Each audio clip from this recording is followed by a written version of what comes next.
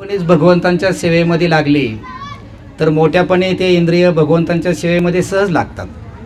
म्हणून लहानपणापासूनच इंद्रियांना जर आपण योग्य वळण दिलं तर ते वळण आयुष्यभर राहतं आणि एकदा जर इंद्रियांना चुकीचं वळण लागलं की त्यानंतर ते नियंत्रित करणं किती अवघड आहे। आपण ज्यावेळेस भक्तीमध्ये उशिरा आल्यानंतर ही खंत आपल्याला नेहमी वाटते की थोडं सुरुवातीपासून आलो असतो तर छान झालं असतं, कारण बऱ्याच गोष्टी अशा काही आता इंद्रियांना सवय होऊन बसल्यात की ते आपल्याला काढताना त्रास होतो। पण या लहान मुलांना सुरुवातीपासूनच अशा प्रकारे त्यांची इंद्रिय भगवंतांच्या सेवेमध्ये लावण्याचं काम ज्या ज्या माताजींनी केलं आणि ज्या या मुलांनी याच्यामध्ये भाग घेतला त्यांचं मनापासून मी आभार मानतो।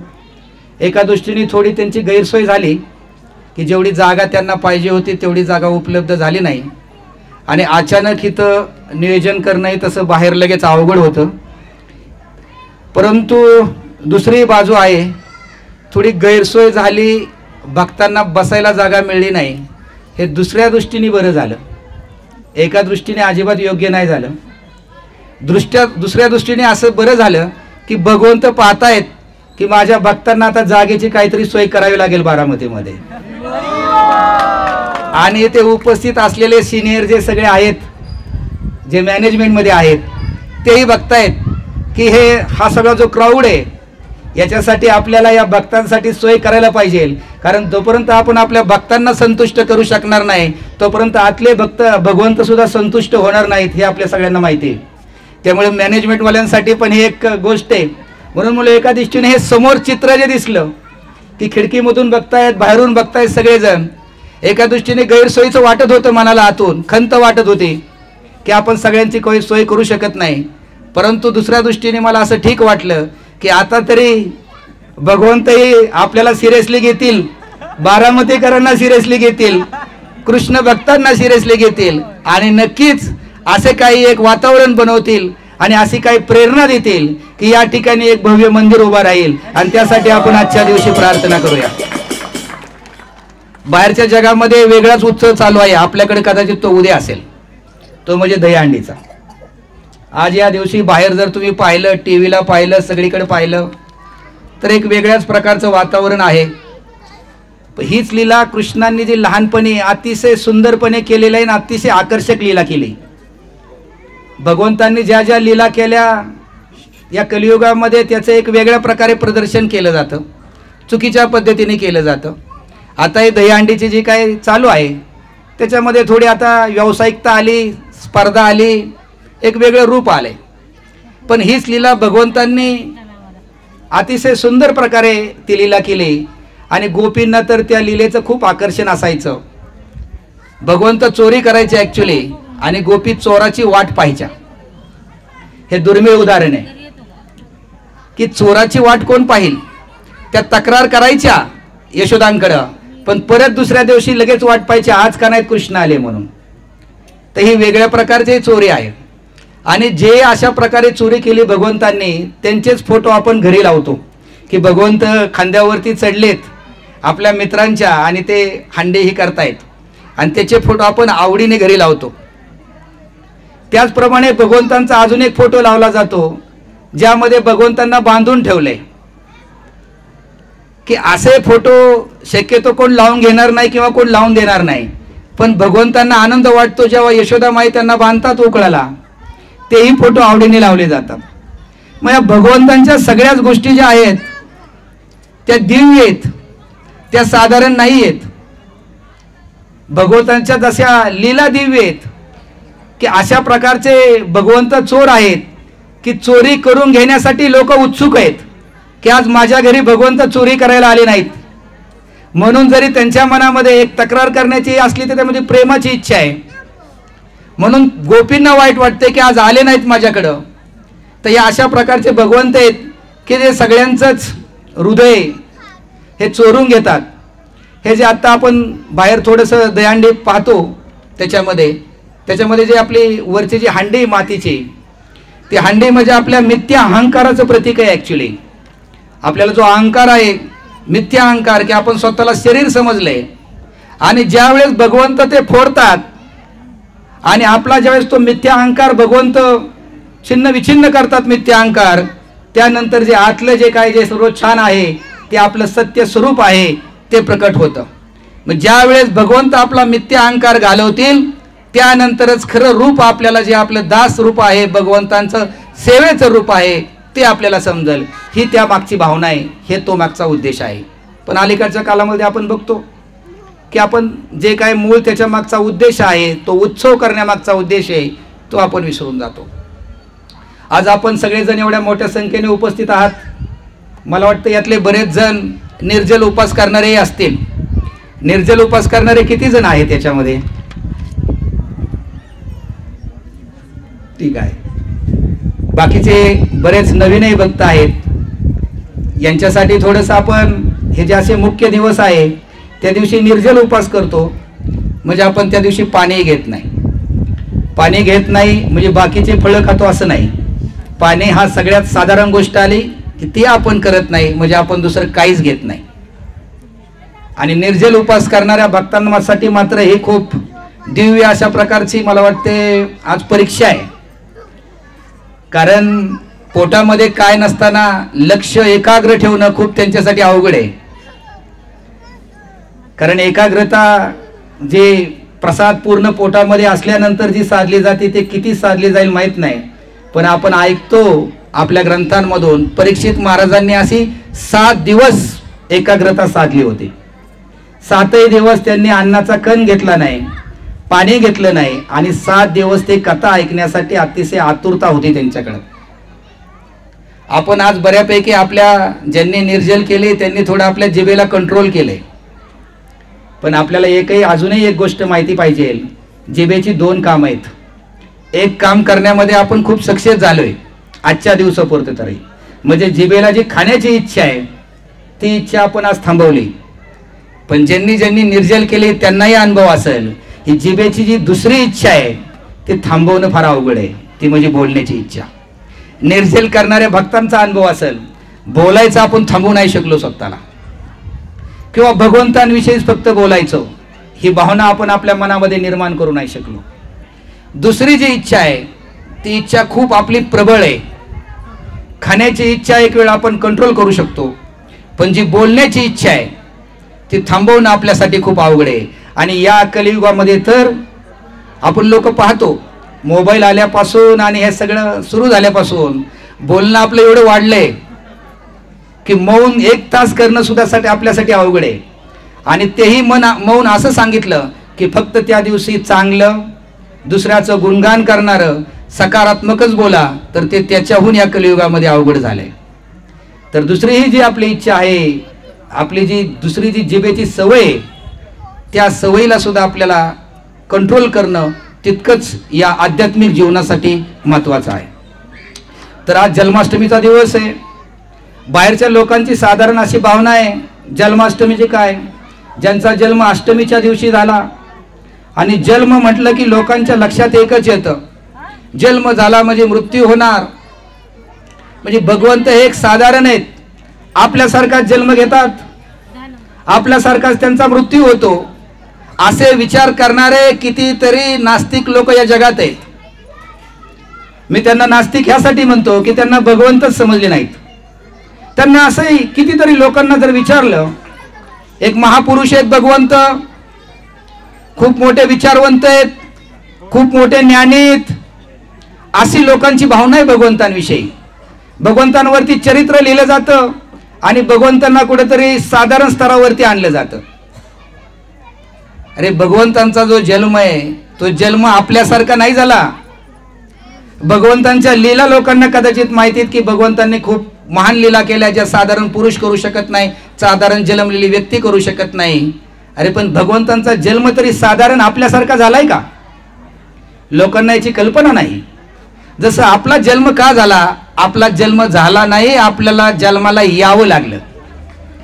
84 लक्ष योनीमध्ये आपल्याला फिरावं लागतं. त्याच्यामध्ये आपली इच्छा असू नसू आपल्याला जन्म घ्यावाच लागतो आपल्या कर्मानुसार.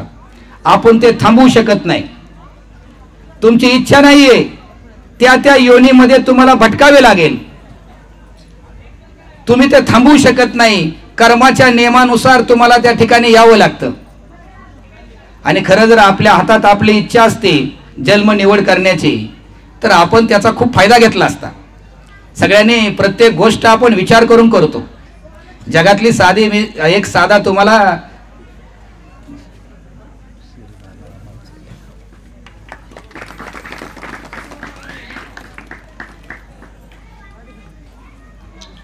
एक साधा ड्रेस घ्यायचा आहे आणि माताजींना एक साधी साडी घ्यायची.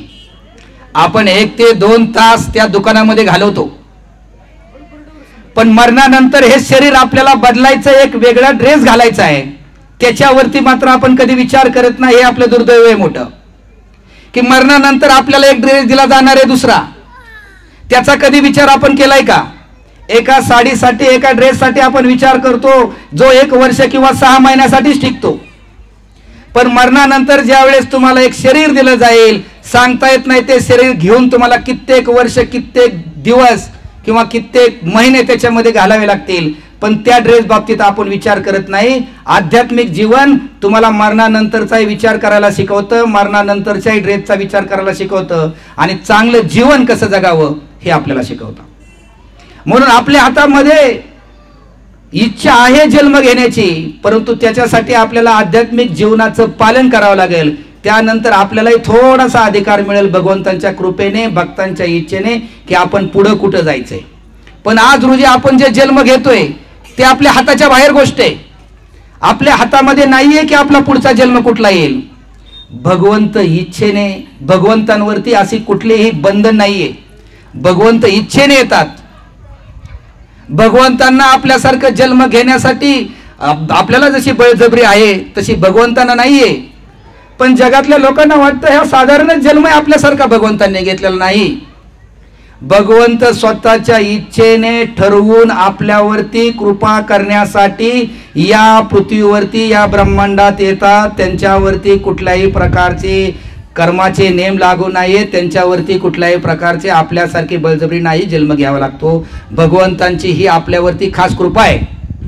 आपण या तुरुंगात आलोय, पण आपण पाहतो की ज्यावेळेस एक तुरुंग असतो या जगामधला, कैदी आतमध्ये असतात, आणि कधी कधी प्राईम मिनिस्टरची इच्छा होती पंतप्रधानांची की आपण त्या तुरुंगामध्ये जाऊन यावं. ते इच्छेने आलेत, आणि बाकीचे जे कैदीत त्यांना पोलिसांनी पकडून आणले. तुम्ही वाईट वागलाय, तुम्हाला एवढी एवढी शिक्षा आहे, चला.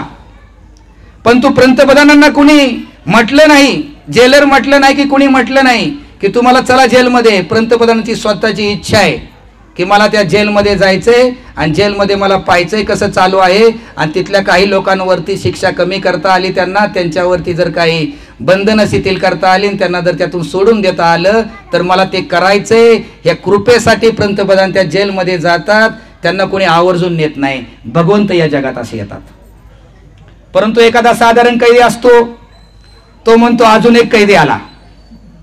पंतप्रधान ज्या साधे आतमध्ये येतात जेलमध्ये, एखादा साधारण कैदी असेल की त्याला समज नसेल नीट, त्याला या देशातले नेम माहीत नसतील, हा तुरुंग कुणाच्या अधिकाराखाली चालतो ते त्याला माहीत नसेल, तो एखादा साधारण कैदी म्हणू शकतो की बघा अजून एक कैदी आपल्यामध्ये आला.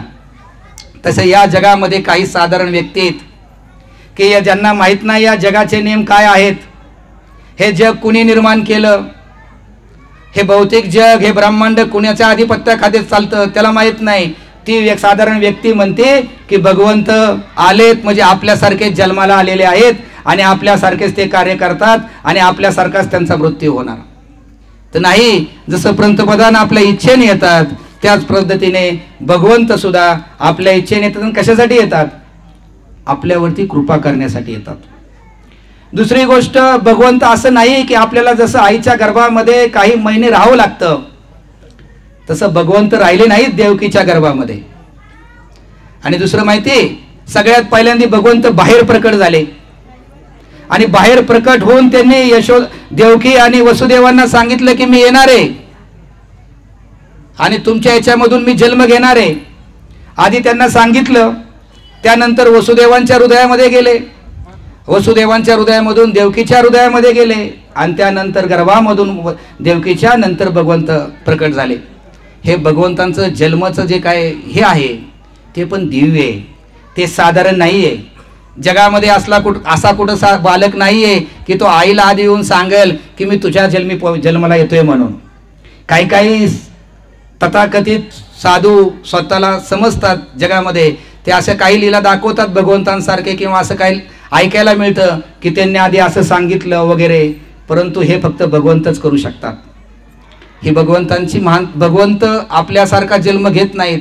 हेच मला तुम्हाला या ठिकाणी सांगायचं आहे की पहिल्यांदा भगवंत बाहेर प्रकट झाले, त्यानंतर त्यांनी सांगितलं आपल्या आईवडिलांना की मी येणार आहे दुष्टांचा संहार करण्यासाठी, आणि त्यानंतर मग भगवंत प्रकट झाले. त्यानंतर पुढे काय, अनेक सूर्य एकत्र आल्यानंतर जे तेज देवकीच्या चेहऱ्यावरती जाणवत होतं, भगवंत ज्या ठिकाणी प्रकट होतात त्या ठिकाणी तेज जाणवतं. देवकीचा गर्भ किंवा तो तुरुंग हे सुद्धा धाम झालं होतं. हे धाम कसं झालं होतं, तर त्या ठिकाणी देवी देवता आल्या होत्या भगवंतांचं दर्शन घेण्यासाठी आणि भगवंतांना प्रार्थना करण्यासाठी. जिथं जिथं भगवंत प्रकट होतात, जिथं जिथं भगवंत आहेत, तिथलं तिथलं स्थान मग ते बाह्य दृष्टीने किती का साधारण असाना, तुरुंग म्हणजे आपल्यासाठी एक साधारण गोष्ट आहे किंवा एवढी चांगली गोष्ट नाही आहे जगासाठी. तुरुंग म्हटलं की आपल्याला एक भीती निर्माण होते. आपण जरी कुणाच्या बाबतीत ऐकलं की यांना तुरुंगामध्ये नेलेलं आहे तरी आपल्याला एक वाईट वाटतं, भीती वाटते जवळच्या व्यक्तीचे. पण ते स्थान जे आहे ते धाम होऊन जातं ज्यावेळेस तिथं भगवंत प्रकट होतात. ते धाम झालं होतं कारण सगळ्या देवी देवता त्या ठिकाणी भगवंतांची प्रार्थना करण्यासाठी आल्या होत्या. याच्यावरून एक गोष्ट अजून समजू शकतो की भगवंत हे परम नियंत्रक आहेत, परम पिता आहेत, आणि बाकीच्या ज्या देवदेवता आहेत ते भगवंतांच्या सेवेमध्ये आहेत. कारण सगळ्या देवी देवता त्या ठिकाणी आल्या होत्या भगवंतांची प्रार्थना करण्यासाठी, भगवंतांचे आशीर्वाद घेण्यासाठी, भगवंतांना प्रार्थना करण्यासाठी, भगवंतांचा गुणगौरव करण्यासाठी. तर दुसरी गोष्ट महत्वाची की भगवंतांनी अशी जागा निवडली, पण ती जागा ही पवित्र होऊन गेली. ज्याप्रमाणे श्रील प्रभुपादांनी अशा ठिकाणी मंदिरं बांधली की त्या मंदिराच्या बाहेर गेलं की इतकी प्रचंड भौतिकवादी परिस्थिती आहे, बरेच काही वाईट आणि चुकीचे कृत्य चालू आहेत. अशाही ठिकाणी इस्कॉनला जागा मिळाल्या, पण अशा जागा ही ज्यावेळेस भगवंत तिथं प्रभुपादांच्या इच्छेने, प्रभुपादांच्या प्रार्थनेने भगवंत प्रकट झाले, त्या जागाही पवित्र झाल्या. जिथं जिथं भगवंत प्रकट होतात मग ती जागा किती का साधारण असाना. आज जगामध्ये पाहाल तुम्ही, जिथं जिथं इस्कॉनने मंदिरं निर्माण केली प्रभुपादांनी, ते धाम झालेलं आहे.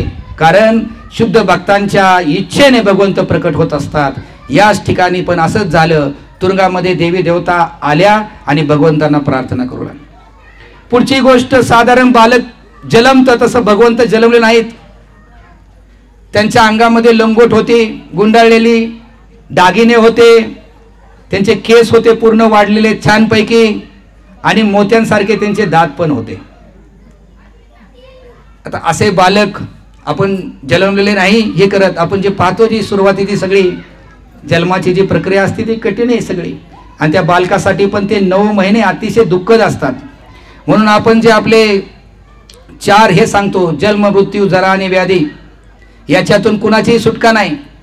त्यातला आपला एक जन्म आहे, कारण जन्म हा त्रासदायक आहे. 9 महिने एका गर्भामध्ये त्याला ज्याप्रमाणे असं कोंडून ठेवलं जातं बालकाला, आणि ते बालक आतमधून प्रार्थना करत असतं किंवा मी भगवंता माझ्या आता यातून सुटका करा, बाहेर आल्यानंतर मी तुमचं नाव घेईल. पण दुर्दैवाने विसरणं हा आपला स्वभाव आहे. बाहेर आल्यानंतर आपण भगवंतांना विसरतो. आपला हा मूळचा स्वभावच आहे, आपण विसरून जातो. ज्यावेळेस दुःखामध्ये असतो त्यावेळेस आपण इतकी प्रार्थना करतो, पण जसं दुःख संपून जातं तसं विसरून जातो आपण भगवंतांना. तसं आपण गर्भामध्ये होतो आईच्या, आपण खूप प्रार्थना केल्या त्या भगवंतांना, बाहेर आलं विसरून गेलो. परंतु भगवंत जसे जन्मले तसे ते एक त्यांचं सुंदर रूप होतं. त्यांचे दात सुद्धा मोत्यासारखे त्या ठिकाणी होते. हे भगवंतांचा जन्म हा सुद्धा दिव्य आहे. आणि जसे भगवंत प्रकट झाले तसे त्यांच्या वसुदेवांच्या हातामध्ये जेवढ्या काय हातकड्या होत्या त्या सगळ्या तुटल्या गेल्या. त्याचप्रमाणे जे दरवाजे होते, असं म्हणतात 16 दरवाजे कंसांनी लावले होते, आणि त्याच्या पुढे वाघ आणि सिंह पण ठेवले होते. की कदाचित त्या दरवाजातून जरी हे बाहेर आले तर पुढे ते हिंस्र प्राणी त्यांना मारून टाकतील. आपली ही परिस्थिती तसंच आहे. आपणही 3 गुणाने बांधलो गेलोय. जसे वसुदेवांना बांधलं होतं हातकडेने, सत्वगुण, रजोगुण आणि 3 गुणांनी बांधलो गेलोय आपण. आणि हे जे 16 दरवाजे म्हणजे आपली 16 इंद्रिय आहेत, त्याच्यामध्ये आपण अडकले गेलेलो आहे. आणि बाहेर जे वाघ सिंह कंसाने ठेवले होते, ते वाघ सिंह म्हणजे आपल्यामध्ये असलेले हे षड्रिपू म्हणतो आपण, काम, क्रोध, लोभ, मद, मत्सर, हे जे 6 आहेत ते वाघ सिंहाच्या रूपात आहेत. ते नेहमी आपल्याला त्रास देत असतात. त्याचप्रमाणे ते बाहेरचे वाघ आणि सिंह आहेत. तर अशा पद्धतीने जसं वसुदेवांच्या या ठिकाणी भगवंत प्रकट झाल्यानंतर त्यांच्या हातकड्या तुटल्या, त्याच पद्धतीने ते 16 दरवाजे उघडले गेले, सैनिक झोपी गेले आणि प्राणीही झोपी गेले. त्याच पद्धतीने भगवंत ज्या वेळेस आपल्या हृदयामध्ये प्रकट होतील त्यावेळेस आपल्याही ह्या सत्वगुण, रजोगुण, तमोगुणाच्या बेड्या तुटल्या जातील. इंद्रियांचं जे आपण आज इंद्रियांचे दास आहोत, इंद्रियाच्या दासातून आपली मुक्तता होईल. आणि हे जे आपल्याला षड्रिपू नेहमी त्रास देत असतात, काम, क्रोध, लोभ, मद, मोह, मत्सर, तेही आपलं पूर्ण थांबल. त्यासाठी आपल्याला भगवंतांना हृदयामध्ये प्रकट करावं लागेल. आणि आपण पाहतो की ज्यावेळेस वसुदेवांनी पलीकडे नेलं श्रीकृष्णांना, तोपर्यंत त्यांच्या सगळ्या हातकड्या गोकुळामध्ये नेईपर्यंत ते संपूर्णपणे फ्री होते, कारण भगवंत त्यांच्याबरोबर होते. आणि जसे ते परत योग मायेला घेऊन परत येतात, परत दरवाजे लावले जातात, परत हातकड्या त्यांच्या बांधल्या जातात, परत सैनिक सगळे जागे होतात. जोपर्यंत कृष्ण आपल्या बरोबर आहेत तोपर्यंत आपण ह्या सगळ्या गोष्टींपासून दूर आहोत. आपण त्या हातकडीपासून दूर आहोत, इंद्रियांच्या कंट्रोल पासून दूर आहोत, आपण त्या षड्रिपूपासून दूर आहोत. पण जसं आपण कृष्णाला सोडतो, जसं वसुदेवाने कृष्णाला सोडलं आणि परत योग मायेला घेऊन आले, परत ते बांधले गेले, त्याच पद्धतीने जोपर्यंत आपण कृष्णांच्या संगतीत आहोत तोपर्यंत आपण सुटलेले आहोत, स्वतंत्र आहोत. ज्या क्षणी आपण कृष्णांना सोडतो आणि मायेला पकडतो त्या क्षणी आपण पुन्हा बांधले जातो. म्हणून आपण एक निश्चय करायचा आहे की आपण भगवंतांना कधी सोडायचं नाही. आपण जोपर्यंत भगवंतांना हृदयामध्ये पकडून ठेवू तोपर्यंत आपण स्वतंत्र आणि आनंदी आणि समाधानी आहोत.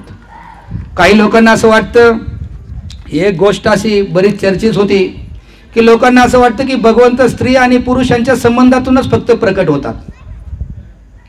म्हणून कधी कधी असाही एक प्रश्न येतो, विचारला जातो की काहून जर एवढाही होते की त्यांना जर समजत होते की देवकी आणि वसुदेवांपासून जर भगवंतांचा जर जन्म होणार आहे तर त्यांना वेगवेगळ्या कारागृहामध्ये ठेवायला पाहिजे होतं. असे काही बुद्धिमान तथाकथित स्वतःला खूप महान समजतात असे प्रश्न मांडतात. लोक असे विचारतात. परंतु एक गोष्ट लक्षात घ्यायला पाहिजे की भगवंतांचं येणं हे कशावरतीच अवलंबून नाही. अरे नरसिंह भगवान तर खांबातून प्रकट झाले होते. कोणत्या आणि आई वडील होते त्यांना? वरा अवतारामध्ये तर ब्रह्मदेवांच्या नाकामधून वरादेव अवतारित झाले होते. कोणते आई वडील होते त्यांना? राम अवतार तर कसा झालेला आहे, त्यांना एक खीर दिली होती, ती सगळ्यात वाटून घेतली आणि मग सगळे पुत्र जन्माला आले. कोणते आई वडील त्याच्यासाठी किंवा कुठल्या स्त्री पुरुष त्यांना एकत्र येऊन भगवंतांना प्रकट व्हावं लागलं? भगवंत कशावरतीच अवलंबून नाहीत.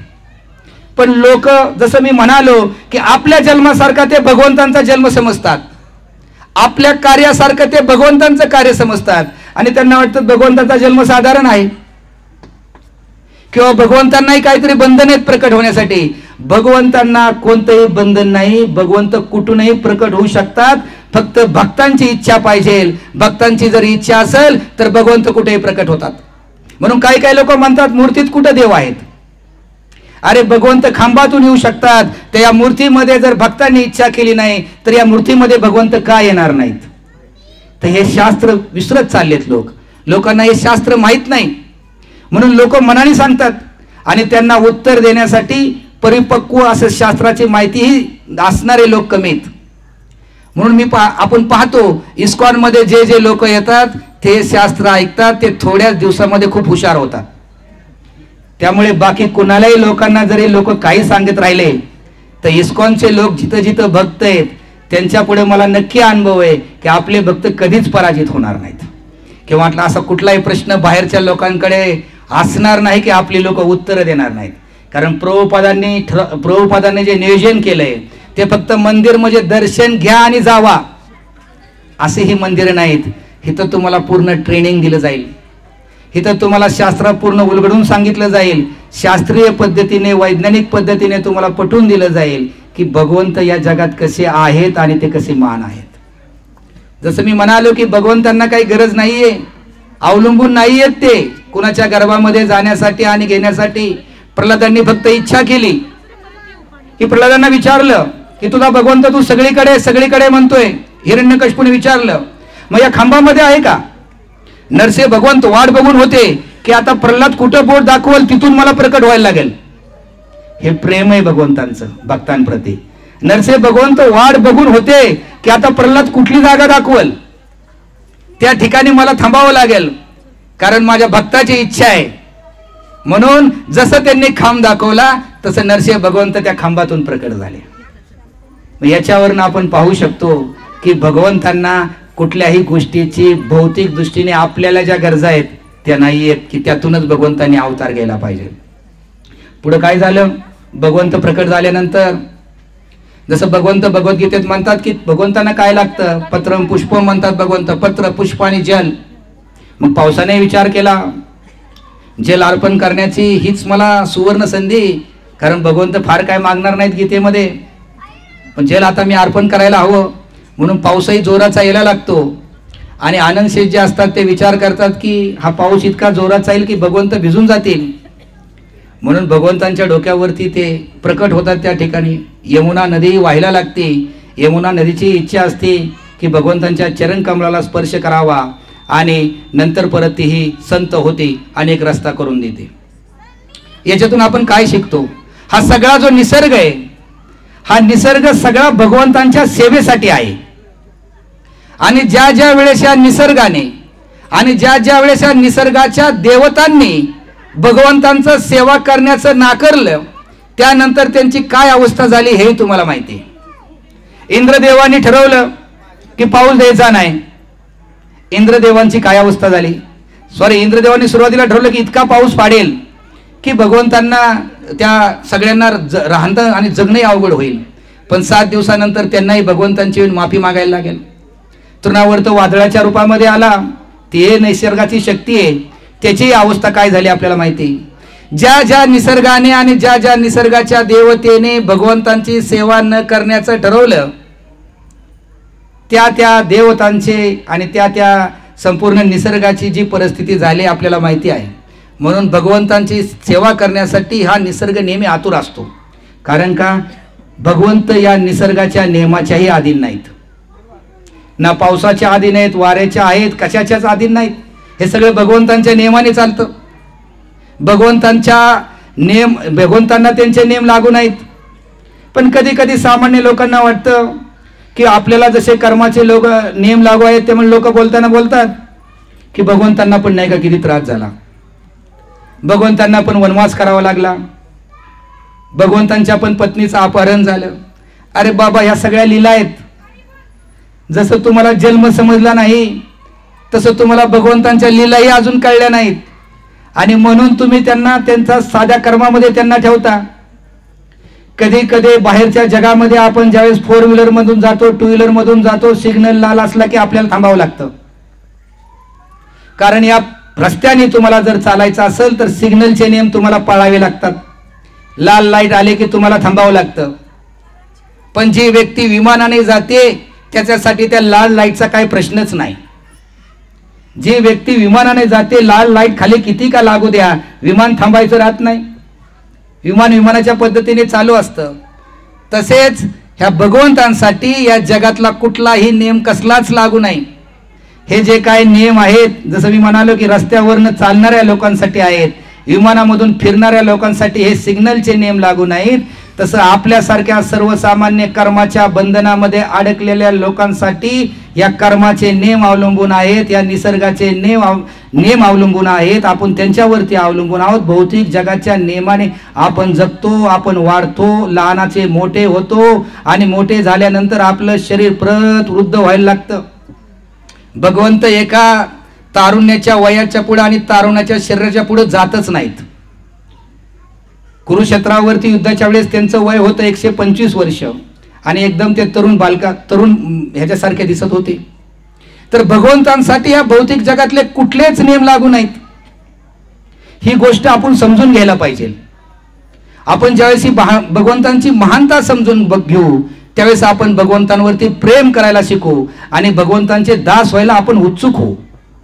आपली गोष्ट अशी की आपण प्रत्येक व्यक्तीला आपल्यासारखंच साधारण समजतो. जगामध्ये पण आपण पहा, आपल्याला नेहमी सांगितलं जातं की वरिष्ठांकडून आपण ऐकायला पाहिजे. पण आपला प्रॉब्लेम असा आहे की आपण कुणाला वरिष्ठ समजतो का नाही हा प्रश्न आहे. आणि खरंच जर तुम्ही एखाद्याला वरिष्ठ म्हणून समजत असाल तर त्या दिवसापासून तुमच्या आध्यात्मिक प्रगतीला सुरुवात झाली समजा. पण आपला विषय आहे असा की आपण कुणाला वरिष्ठ समजतच नाही, आपण कुणाला महान समजतच नाही. आपल्याला वाटतं आपणच खूप महान आहे आणि माझ्यापेक्षा हा वेगळं काय सांगणार आहे. हीच आपली खूप मोठी अडचण आहे. भौतिक जगामध्ये पण तसंच आहे आणि आध्यात्मिक जगात आल्यानंतर पण आपण लवकर कुणाला स्वीकारत नाही. वर्षभर झाल्यानंतर मग आपल्या लक्षात येतं की आपल्या बुद्धीची कुवत थोडी कमी, थोडं समजायला वेळ लागतो. त्याच्यामध्ये बाकीचं सगळं पाहिल्यानंतर लक्षात येतं. आणि कदाचित आता इथं फक्त बारामतीचे आहेत, कदाचित समजा मी इथं प्रवचन देतोय, कदाचित मला इथं असं वाटू शकलं की बाबा मला जास्त समजतंय की काय. पण इस्कॉन काय फक्त बारामतीपुरतं नाही, मुंबईला गेलं की लक्षात येईल की तिथं एवढे शिकलेले भक्त आहेत, एवढे ज्ञानी भक्त आहेत, एवढे सेवाभावी भक्त आहेत की आपल्या आपोआप लक्षात येतं की आपण कुठंच नाही. ज्या दिवशी आपल्याला समजेल की आपल्यापेक्षा वरिष्ठ लोक खूप आहेत, वरिष्ठ भक्त खूप आहेत, त्या दिवशी आपले कान त्यांचं ऐकायला उत्सुक असतील. आणि जोपर्यंत आपल्या मनात ही भावनाच येत नाही की माझ्यापेक्षा वरिष्ठ कोणतरी आहे, तोपर्यंत आपण ऐकण्यासाठी कधीच उत्सुक होणार नाही. ही नेहमी भावना आपल्याला रुजवावं लागेल की मी साधारण आहे आणि प्रत्येकाजवळ यातील कुणाकडून काही ना काहीतरी घेण्यासारखं आहे. माझ्यापेक्षा प्रत्येक जण इथला वरिष्ठ आहे, मी साधा त्यांचा दास आहे. या भावनेने आपण राहिलो तर आपण इथं खूप आपल्याला शिकायला मिळेल. थोड्याच दिवसामध्ये तुम्ही खूप शिकाल. पण वर्षानुवर्षामध्ये ही जर भावनाच आपल्या मनामध्ये जर निर्माण नाही झाली तर वर्षानुवर्ष येऊन पण आपण काहीच शिकणार नाही. तर आपण बघत होतो की भगवंत साधारण नाहीत, त्यांचा जन्म साधारण नाही. जन्म घेतल्या घेतल्या काय केलं भगवंतांनी, लगेच संवाद साधला आपल्या आई वडिलांबरोबर. असं कुठलं बालक आहे जगात, जन्मला किती संवाद साधण्यासाठी किती हावभाव करायला लागतात आपल्याला. त्यांनी बोलावं म्हणून आपण किती किती सगळेजण येतात, जवळ घेतात, मग ते नाव सांगायचं, हळूहळू त्याला खुणवायचं, ते चित्र रंग सगळं किती चाललेलं असतं आपलं. त्यातनंही मुलं बोलत नाहीत, थोडे हसले तरी आपल्याला किती आनंद होतो.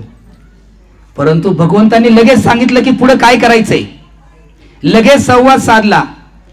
भगवंतांचा जन्म म्हणून जो दिव्य आहे तोही आपल्याला समजला पाहिजे. आणि वसुदेव आणि देवकीची पूर्ण निराशा नष्ट झाली की त्यांना नेहमी जी कंसाची भीती वाटत होती ती भीती पूर्ण त्यांची निघून गेली. तर हे असे. आणि दुसरं अजून काय की भगवंत जन्माला आले ते हसत हसत आले. आपण जर रडलो नाही तर डॉक्टरांना शंका येते का याच्यामध्ये प्रॉब्लेम आहे का म्हणून रडवलं जातं मुलाला आवर्जून, रडला पाहिजे. हा जर आत्ता रडला नाही तर आयुष्यभर रडायचा आहे, त्याला सवय लागेल नको का. सुरुवातीला जर रडला नाही तर अडचण पुढे येईल. म्हणून आपल्याला जर रडला नाही एखादा बालक तर असं समजलं जातं याच्यामध्ये काहीतरी प्रॉब्लेम आहे, हा साधारण नाही आहे, काहीतरी आजार असू शकतो याच्यामध्ये. रडण्याची सुरुवात आपली पहिल्या दिवसापासून होती. रडायची इच्छा नसली तरी तिथं तुम्हाला रडवलं जातं. आणि आयुष्यभर तर मग रडणारे भरपूर आपल्याला असतातच रडवण्यासाठी उत्सुक. तर भगवंतांसाठी भगवंत हसत आले, आपण रडत आलोय. तरी असे हे भगवंतांचा जे जन्म आहे हा दिव्य आहे, हा साधारण नाही, हा आपण समजून घ्यायला पाहिजे. आणि भगवंतांचा जसं जन्म दिव्य आहे तसं त्यांचं कर्मही दिव्य आहे, त्यांचं कार्य आहे ते दिव्य आहे. आपण त्याला लीला म्हणतो, पास टाईम म्हणतो. आणि आपण जे करतो तो आपण टाइमपास करतो जीवनामध्ये. आपला तो टाइमपास, त्यांचा तो पास टाईम. किती टाइमपास करतो आपण दिवसामध्ये आपण आपले कार्य सुद्धा नीट करत नाही. भगवंतांचं तर आपल्याला सांगितलं आहे की दिवसातला असा एकही क्षण नाही की तो भगवंताच्या स्मरणाशिवाय जगू नका. स्मरण करा भगवंतांचं, असा एकही वेळ घालू नका. अरे आपल्याला आपलं जे कार्य दिलंय ते सुद्धा कार्य आपण नीट मनापासून करत नाही. पण टाइमपास जेवढा करता येईल तेवढा आपण करतो. म्हणून आपण बघतो जिकडे तिकडे आपण जातो आणि आपली नेहमी दुसऱ्याची तक्रार असते, कुठल्याही सरकारला ऑफिसमध्ये गेलो की आपण म्हणतो काय टाइमपास करत बसले, अर्धा तास झालं मी थांबलोय. सगळीकडे आपल्याला असं वाटतं की सगळीकडे टाइमपास झाला, म्हणजे आपल्यापासूनही कुठेतरी सुरुवात आहे की आपला जो आहे तो सगळा टाइमपास आहे आणि भगवंतांचे जे आहे ते सगळे पास टाइम. तर ह्या ज्या भगवंतांच्या आजच्या दिवशी ज्यांनी ज्यांनी उपवास केला आहे आणि जे जे उपस्थित आहेत त्यांना आध्यात्मिक लाभ हा प्रचंड होणार आहे. असं म्हणतात की आजच्या दिवशी जो व्रत करतो त्याला 20 कोटी एकादशी केल्याचं पुण्य लाभतं. तरी पण आपल्याला मंगळवारी येणारी एकादशी करायची. तर तुम्हाला वाटलं कामच झालं, आज सगळं पूर्णच झालं. आता कधी 20 कोटी मध्ये मला किती जन्मामधली ही गोष्ट आहे. आता काय एकादशी वगैरे काय नाही, हे बरं आहे आपलं. वर्षातनं एक उपास करायचा, 20 कोटीचा आकडा पूर्ण. तरी आपल्याला मंगळवारी करायची का? कारण ज्या भावनेने करायला पाहिजे ती भावना आपल्या विकसित नाही झाली अजून. आपली चेतना अजून भौतिकच आहे, आपण त्याच भावनेमध्ये. दुसरी गोष्ट असे सांगतात की 100 जन्माची पापे तुमची नष्ट होतात, अनेक जन्माची पापे तुमची नष्ट होतील.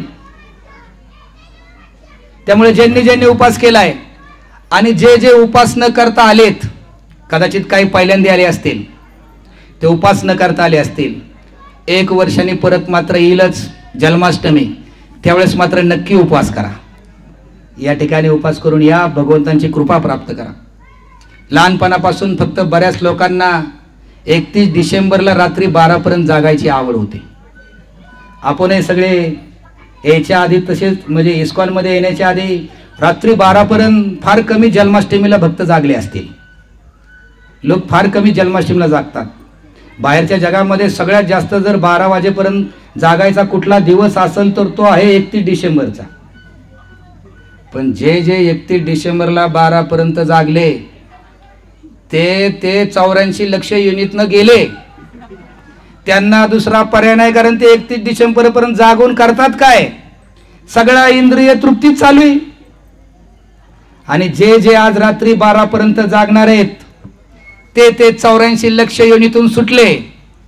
त्यामुळे कोणी जरी विचार केला असेल 10-10:30 घरी जाऊन झोपू, 1-1.5 तास अजून थोडं थांबा, 12 वाजता भगवंत बरोबर प्रकट होणार आहेत. 12 पर्यंत थांबा, 84 लक्ष युनिया सुटल्या. पण 1-1.5 तासासाठी जर तुम्ही घाई कराल, 12 पर्यंत जागा, आरती होऊ द्या, प्रसाद घ्या, 12:30-1 पर्यंत सगळे कार्यक्रम उरकतील. 31 डिसेंबरला जागताना कोणाला सांगावं लागत नाही 12 पर्यंत जागा. लोक आवर्जून जागतात. काय 12ला काय होणार असतं यावेळेस? काहीच नव्हतं. अरे कोण प्रकट होणार आहे का, कोण येणार आहे का, काय होणार आहे? काहीच होणार नसतं. पण तो 12 डोक्यात होते, 12 पर्यंत जागायचं, नवीन वर्षाचं स्वागत. पण या दिवशी 12ला एक विशेष घटना घडणार आहे. बरोबर आज रात्री 12 वाजता भगवंत प्रकट होणार आहेत. त्यामुळं सगळ्यांनी 12 पर्यंत या ठिकाणी थांबावं, कोणी जाऊ नका. आता खरंच ज्यांना अडचण असेलच तेच आता काळजीत पडले असतील. आता जायचं म्हणलं तरी बघतील आपल्याकडे जाताना. तर जे जात आहेत खरंच अडचण आहे, कलियुग आहे, अनेक गोष्टी आहेत, आजारपण आहे, घरी कोण आजारी व्यक्ती आहेत किंवा एखादी व्यक्तीच आजारी आहे, माहीत नाही. पण मी माझ्या चांगल्या भावनेतनं सांगितलं तुम्हाला, ज्यांना शक्य आहे अजून 10-10:30 पर्यंत मी आहे तुमच्यापाशी, तोपर्यंत तुम्हाला उठायला थोडा विचार करावा लागेल. 10:30 नंतर हे आमचे सगळे कीर्तन करणारे जोरदार सगळे मुलं आहेत इथं, तेही तुम्हाला 1-1.5 तास अभिषेक आहे. सगळ्याचा आनंद घ्या. हा दिवस परत वर्षाने येतो. आजच्या दिवस सगळ्यांनी थांबावं अशी विनंती करतो. आणि जसं अजून एक सांगायचा मुद्दा की सगळ्यांना वाटतं की आजचा दिवस खूप महत्त्वाचा आहेच, परंतु अजून एक दिवस महत्त्वाचा आहे. आज कदाचित आजचा दिवस भगवंत प्रकट होतील. काही लोकांना ते जाणवेल, काहींना जाणवणार नाही. काहींच्या मनामध्ये ती भावना असेल भगवंतांना पाहण्याची, भगवंतांना बघण्याची, ते भगवंताचं प्राकट्य अनुभवायची. पण तो दिवस महत्त्वाचा आहे तुमच्यासाठी. आणि अजून एक दिवस, त्या दिवशी खरंच तुमचं हृदय शुद्ध होईल आणि त्या शुद्ध हृदयामध्ये भगवंत प्रकट होतील. मग तो दिवस कोणता का असाना, ती कुठली का वेळ असाना, तो कुठला का क्षण असाना, ज्या वेळेस तुम्ही अनुभवसाल, ज्या वेळेस तुमच्या लक्षात येईल की काम, क्रोध, लोभ, मद, मत्सरावरती तुम्ही नियंत्रण केलंय आणि भगवंतांच्या नामामध्ये तुम्हाला टेस्ट यायला लागली, भगवंतांच्या सेवेमध्ये तुम्हाला आनंद वाटायला लागला आहे, तो दिवस तुमच्यासाठी जास्तीत जास्त महत्त्वाचा आहे. कारण आपण म्हणतो भगवंत येतात कशासाठी? दृष्टांचा संहार करण्यासाठी. दृष्टांचा संहार म्हणले की आपल्या लक्षात येतं की शत्रूंचा संहार. अरे खरे शत्रू तर आपल्या हृदयात आहेत, जो आपल्या हृदयामध्ये अनर्थ आहेत त्यांचाही संहार करण्यासाठी भगवंत येत आहेत.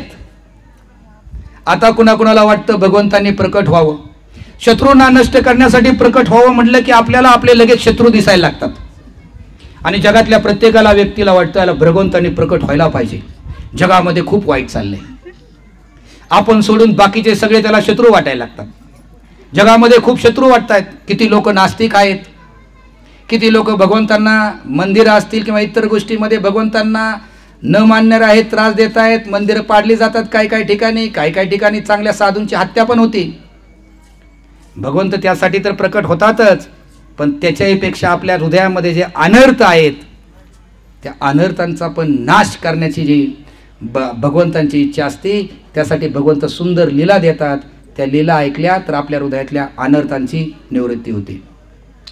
त्यानंतर काही जगामध्ये संस्था अशा आहेत की इस्कॉन संस्था अशी सांगते की आधी हे अनर्थ आहेत हृदयातले ते जाऊ द्या, काम क्रोध जाऊ द्या, त्यानंतर तुम्हाला भगवंतांच्या दिव्य लीला समजायला लागतील. पण बाहेरच्या जगामध्ये डायरेक्ट तुम्हाला दिव्य लीला सांगितल्या जातात, जशी रासलीला आहे. अनर्थ नष्ट न करता डायरेक्ट लोकांना त्या रासलीलेचं गुणगान केलं जातं, दाखवलं जातं. परंतु जोपर्यंत हे हृदय आपलं स्वच्छ होणार नाही, या हृदयामधले आपले जे काय सगळे विकार आहेत ते नष्ट होणार नाहीत, तोपर्यंत तुम्हाला भगवंतांच्या दिव्य लीला समजणार नाहीत. कारण तुमच्या हृदयामध्ये जर जोपर्यंत भगवंत प्रकट होत नाहीत तोपर्यंत तुम्हाला भगवंत समजणंही शक्य नाही. कारण ह्या हृदयामधले अनर्थ आहेत हे इतके आपल्यामध्ये भरलेत. या मंदिरामध्ये सुद्धा माया आपल्याला या मंदिरामध्येही सोडत नाही. भगवंतांच्या समोर उभ्या असताना सुद्धा आपल्यामध्ये काम क्रोध लोभाचे विचार येतात, मत्सराचा विचार येतो, द्वेषाची भावना येते. खरंच या परिसरामध्ये आपल्याला न आवडणारा एका भक्त असेल आणि तुम्ही दर्शन घेताय तो एकदम तुमच्या शेजारी आला, इथं नाही असं होणार, इथं सगळे एकामेकावरती प्रेम करतायत. पण मी एक उदाहरण देतो. तुम्ही दर्शन घेताय, माया किती प्रबळ आहे बघा. असं नाही की माया आतमध्ये नाहीये, माया आत सुद्धा आहे, इथं सुद्धा माया आहे. अरे ती हृदयामध्ये तुम्हाला छेदते, त्रास देते. हृदय तुम्ही जिथं जिथं घेऊन जाल, जिथं जिथं मन घेऊन जाल तिथं तिथं माया तुम्हाला त्रास देणार. मन तर तुम्ही मंदिरात पण घेऊन येता.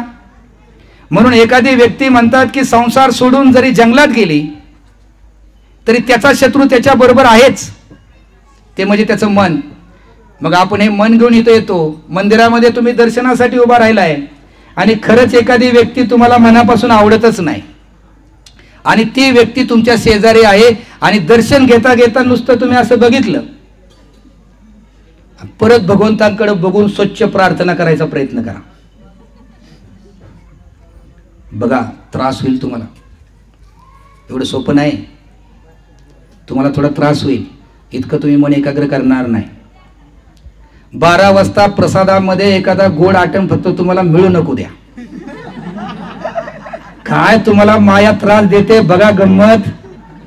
किंवा असं होऊ द्या, त्या देणाऱ्यांनी आधी सांगू द्या, एक 100 भक्त झाले 150 एक ग्लास स्वीट आणि 200 भक्त झाल्यानंतर अर्धा ग्लास करा आणि 201 वाला नंबरवाला ताट घेतलेला व्यक्ती समोर असू द्या. तो काय बघतोय बघा त्या अनाउन्समेंट करणाऱ्या व्यक्तीकडे. अरे नाही सोडत माया, कुठंच सोडणार नाही तुम्हाला. मरेपर्यंत सोडत नाही ते आपल्याला. मरतानाही आपण सहजासहजी जात नाही, तिथेही लोभ करून जातो. मरतानाही आपण सगळा विचार करतो, तिथंही लोभ सुटत नाही. म्हणून ती मला एक गोष्ट आहे, ती 1000 वेळा झाली असेल तरी मला ती गोष्ट खूप ही वाटते. सगळ्यांच्या तोंडून आपण ऐकतो की एक व्यापारी असतो, 4 मुलं असतात त्याला. आयुष्यात त्यांनी एकच काम केलं की त्यांनी काय फक्त धंदा धंदा धंदा पाहिला. मरणाची वेळ येते, शेवटचे क्षण असतात. 4ही मुलांना वाटतं वडील कधीही सोडून जातील, हा देह थांबलं पाहिजे त्यांच्या शेजारी. 4ही थांबतात. ह्याला मात्र आयुष्यामध्ये एकच माहीत असतं, पैसा आणि तो दुकान, त्याची दुकान सर्व. प्रत्येकाला एक दुकान टाकून दिलेलं असतं. मरणाची वेळ आहे आणि तो कसं तरी बघतो त्यांच्याकडे, ताकदही नसते त्याच्यामध्ये. चौघांची नावं घेतो. आता चौघांची नाव घेतलं ह्यांनाही बरं वाटतं की बापा अजून ओळखतायत सगळे, बाबा ठीक आहेत. चौघांची नावं घेतो आणि म्हणतो तुम्ही चौघ जण इथं आहे, मग दुकानावरती कोण आहे? ही आपली परिस्थिती. जन्मतानाही हीच परिस्थिती. मृत्यूच्या वेळेस पण आपल्याला असं वाटत नाही की भगवंतांचं नाव घेत त्यांचं स्मरण करत करत जावं. दुसरी एक व्यापाराची गोष्ट सांगतो, ती पण मला जास्त माझ्यासाठी ह्या दोन्ही गोष्टी. असाच एक व्यापारी दुसरा, एक साधू सारखे त्याच्याकडे यायचे. ही पण बरेच जणांनी ऐकली. पण कृष्ण भावनाच अशी आहे की एकच गोष्ट सारखी ऐकण्यामध्ये तुम्हाला रस यायला लागला ना, म्हणायचं आपलं प्रगती चालली. एकच गोष्ट पुन्हा पुन्हा ऐकून त्याचं दृढीकरण झालं ना. आता नरसिंहलीला असेल किंवा कृष्णलीला, ह्या काही वेगळ्या नाही, त्याच आहेत. पण पुन्हा पुन्हा ऐकू वाटणं, याचा अर्थ आपल्यामध्ये प्रगती चालली. जसं आपलं लहान बाळ असतं, एकच शब्द सारखं म्हणतं, पण तुम्ही परत बोल बोल बोल, आपण तर आपली इच्छा असते. कोणी पाहुणे आले की आपण परत तेच शब्द ऐकवतो त्यांना. परत महिन्याला आला तरी तोच शब्द असतो, तरी आपल्याला वाटतं की सांगावं, बोलावे नाही. तसंच भगवंतांच्या आपण ज्या लीला आहेत त्या पुन्हा पुन्हा ऐकण्यामध्ये तुम्हाला ज्यावेळेला रस येईल त्यावेळेस म्हणायचं आपल्याला काहीतरी इंटरेस्ट सुरू झालाय आपल्याला आध्यात्मिक जीवनामध्ये. एक साधू सारखे येत असतात त्याला सांगायला, चल बाबा कार्यक्रमाला येत जा, सत्संग कार्यक्रमाला. तो नकार देतो. साधू म्हणतात त्याला उपदेश करूनही थकलो, आठवड्याच्या सत्संगालाही येत नाही. याला म्हणले आपण तीर्थस्थानी नेऊ. तीर्थस्थानी जर नेलं तर तीर्थस्थानाचा प्रभाव खूप आहे. कदाचित त्याला 10-15 दिवस सलग जर त्याला आपण काय दाखवलं तर 15 दिवसानंतर मात्र याच्या विचारामध्ये बदल होईल. बऱ्याच भक्तांचाही अनुभव आहे. ज्यावेळेस यात्रेला येतात, यात्रेनंतर एक उत्साह येतो. यात्रेनंतर 5-6 दिवस एक तुमचं सगळं रुटीन घरचं चेंज झालेलं असतं. सकाळपासून तुम्हाला वेगळं रुटीन दिलेलं असतं, त्यामुळे तुम्ही ते करता. 7व्या दिवसानंतर तुम्हाला एक अशी ताकद येते आध्यात्मिक जीवन करण्यासाठी. त्या पद्धतीने मग ते साधू म्हणतात की आता याला घेऊन जाऊ तीर्थस्थानाला. सगळीकडे फिरत फिरत आणतात. प्रत्येक ठिकाणी जायचा, दर्शन घ्यायचा. साधू त्याच्या चेहऱ्याकडे बघायचे, काहीच परिणाम व्हायचा नाही त्याच्यावर. सगळे ठिकाणं, पवित्र ठिकाणं देशभरातले फिरून आणले. परत त्याला सांगायचे, बघ किती छान आहेत भगवंत, त्यांच्या मूर्तीचं दर्शन असं घ्यायचं, इथं अशा पद्धतीने सेवा केली जाते, भगवंत यासाठी या ठिकाणी प्रकट झाले, या मंदिराचं महात्म्य. त्याकडे बघायचे, चेहऱ्यावर काय नाही, त्याला कसला आनंद वाटत नव्हता. शेवट काशीला येतात, काशी विश्वेश्वराचं दर्शन घेतात, तिथंही काही परिणाम नाही. त्याला म्हणतात आता ह्याला जरा वेगळा प्रयोग करून बघू, ह्याला आता स्मशानभूमी दाखवतो. स्मशानभूमीत गेल्यानंतर आपणही खूप हुशार झालेलो असतो. जगातलं सगळ्यात तत्वज्ञान आपल्याला तिथं गेल्यावरच कळतं. जे जीवनातलं खरंच सत्य आहे ते स्मशानभूमीमध्ये गेल्यानंतरच आपल्याला कळतं. आणि तिथं आपण असून इतक्या मोठ्या मोठ्या गप्पा मारत असतो. लोक म्हणतात जीवनात काय नाही, तिथं गेल्या बोलतात. कशाचं काय, बघा ना सकाळी चांगला होता, माझ्यावर बोलून गेलाय तो, आणि आता तर असं झालं. स्मशानभूमीमध्ये इतक्या गप्पा मारतात लोक, आणि इतक्या मोठ्या मोठ्या गप्पा मारतात, असं वाटतं की आता बाहेर गेल्यावर हा काहीतरी जपमाळच हातात घेतो की काय. का शनिवारपासून आता निश्चयच केलाय त्यांनी एक पण कार्यक्रम न बोलवायला. आणि नुसतं त्या गेटच्या बाहेर पडू द्या, गाडीला जसे ते काय किक मारतात किंवा गाडीत बसतात, लगेच सगळं भौतिक जीवन सुरू, सगळं विसरून जातात. ह्या साधू विचार करतो स्मशान, कारण काशीमधली जी स्मशानभूमी ती सगळ्यात मोठी, सेकंदाला तिथं प्रेत येत असतात, इतकी प्रेत तिथं. कारण सगळ्यांची असं भावना आहे की त्या ठिकाणी जर देह सोडला तर शंकरजी रामांचं नाव घेतात त्या ठिकाणी आपल्या कानामध्ये, आणि आपण भगवंतांच्या धामात जातो. म्हणून प्रत्येकाची इच्छा आहे हिंदू धर्मातल्या लोकांची काशीला जाऊन देह सोडावा. म्हणून तिथं खूप लोक देह सोडण्यासाठी उत्सुक असतात. त्यामुळं इतके प्रेत तिथं जळत असतात, वेटिंगमध्ये असतात त्या ठिकाणी. मग तो एवढी सगळी जळणारी प्रेत पाहतो, मग मात्र त्याच्या चेहऱ्याचे हावभाव बदलतात.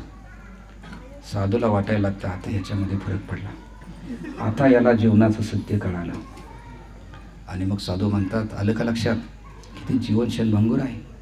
बघ तरुण चाललाय, बालक आहे, हा तर तरुण, हा तर कोट्याधीश होता, याचे एवढे एवढे इंडस्ट्रीज होते, एवढे मोठे त्याचे कारखाने होते. हे बघ हा तो व्यक्ती, तसा तसा त्याचा चेहरा पडायला लागतो.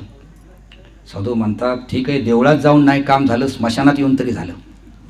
कधी कधी लोकांना सरळ मार्ग समजत नाही, थोडं वेगळ्या पद्धतीने सांगावं लागतं. म्हणजे आम्ही भगवत वितरणाला जातो किंवा जे भगवत वितरण करणारे आहेत त्यांना माहीत असेल, त्यांना नुसती वरून भगवद्गीता दाखवली की त्यांच्या लवकर लक्षात येत नाही. हां ठीक आहे, पण आतले आहेत काय नरकाची चित्र आहे त्याच्यामध्ये. नरकामध्ये गेल्यानंतर काय काय तुम्हाला वेदना होतात ते दाखवलं बघतात. हां, मग त्यांना जरा थोडं जाणीव होते. ते म्हणतात समजलं का तुला? तो रडायला लागतो लगेच त्या ठिकाणी तो व्यापारी. अरे तू, त्यांना वाटतं आता रडतोय म्हणजे याला समजलं.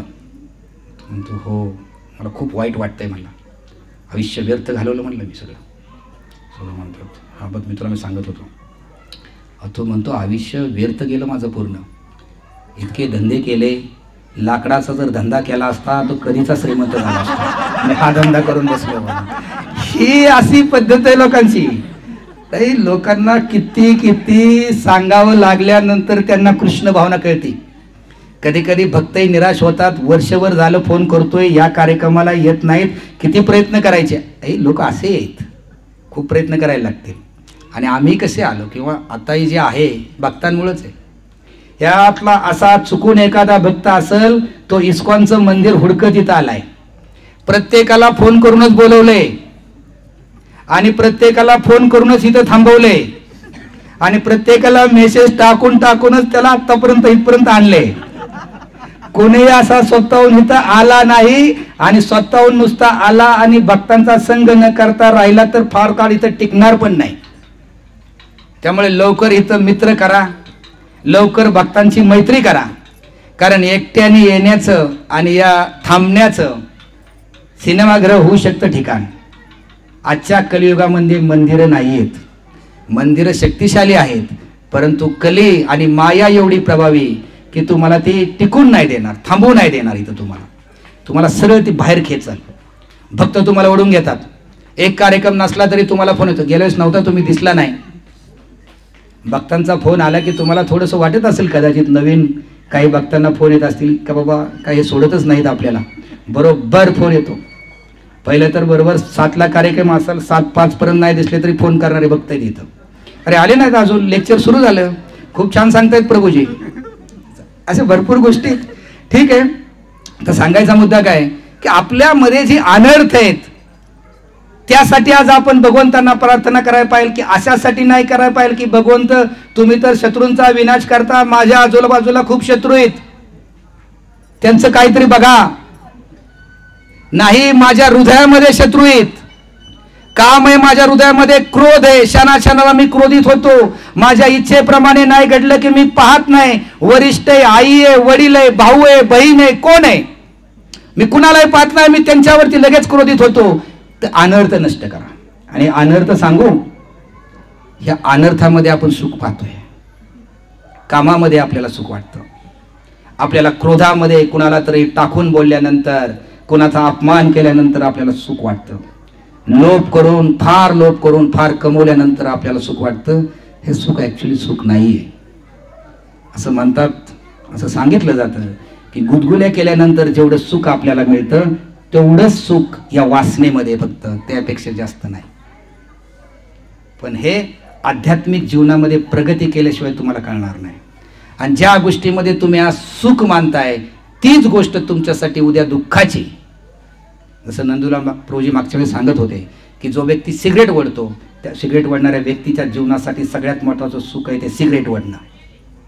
वेळ काढून सगळ्या कामातनं बाजूला येऊन तो सिगरेट ओढतो, पण ती सिगरेट त्याच्या दुःखाचं कारण नंतर बनते, ज्यावेळेस त्याला आजाराने ग्रासलं जातं. या जगामध्ये तुम्ही ज्या ज्या गोष्टीमध्ये सुख पाहताय ते सुख तात्पुरतं आहे, ते टिकणारं नाही. ते सुख तुमच्या दुःखाचं आहे. ते सुख तुमच्याकडनं कधी ना कधीतरी निघून जाणार आहे. कारण या जगामध्ये शाश्वत काहीच नाही, सगळं अशाश्वत आहे, काहीच टिकणारं नाहीये. आणि ते टिकून जरी राहिलं तरी त्याच्यामध्ये तुम्हाला नंतर सुख वाटणार नाही. हा तुमचा सगळ्यांचा अनुभव आहे, माझा अनुभव आहे. 4 व्हीलर घेतल्यानंतर असं वाटतं की आता माझ्यासारखा सुखी कुणी नाही. महिना 2 महिन्यामध्ये सुख जातं. मोठे मोठे बंगले बांधल्यानंतर असं वाटतं की आता या बंगल्यामध्ये राहिल्यानंतरचं सुख नाही, निघून जातं. आणि जरी एखादा तसाच राहत जरी सुखात राहिला तरी काळ मात्र कुणासाठी थांबला नाही. त्याला तो वयोवृद्ध करतो, त्याला म्हातारपण देतो, त्याला आजार देतो. आणि ज्या सुखामध्ये तो आनंद घेतोय तो आनंद तो जास्त काळ घेऊ शकत नाही. त्यामुळे या शरीरामध्ये सुख देण्याची क्षमता नाही. या शरीरामध्ये आनंद देण्याची क्षमता नाही. आनंद देण्याची क्षमता कुणामध्ये माहिती? आत्म्यामध्ये. आणि तुम्ही जो काय आनंद घेताय तो शरीरामुळे ऍक्च्युली घेतच नाही, तो आत्म्यामुळे तुम्ही आनंद घेताय. कारण आत्म्याने त्या शरीराला आनंद पुरवलेला असतो. मी तुम्हाला थोडक्यात समजून सांगतो हा पॉइंट, म्हणजे तुमच्या लक्षात येईल. चंद्र आहे आकाशामध्ये आणि पाणी आहे खाली. चंद्राचा स्वभाव आहे उजेड देणं, पाण्याचा स्वभाव आहे लहरी निर्माण करणं. वरचा चंद्र ज्यावेळेस पाण्यामध्ये पडतो त्यावेळेस तो पाण्याला उजेड देतो आणि चंद्र मात्र त्या लहरीप्रमाणे हल्ल्याप्रमाणे आपल्याला दिसतो. सूर्य जे जल आहे, पाणी जे जल आहे, तो आपला जो गुण आहे हलण्याचा, लहरी निर्माण करण्याचा, तो चंद्राला देतो. त्यामुळे चंद्र जाग्या वाजताना हल्ल्याप्रमाणे देतो, कारण जल हल्ल्याप्रमाणे दिसतो, कारण जलाने हलण्याचा गुण चंद्राला दिलेला आहे.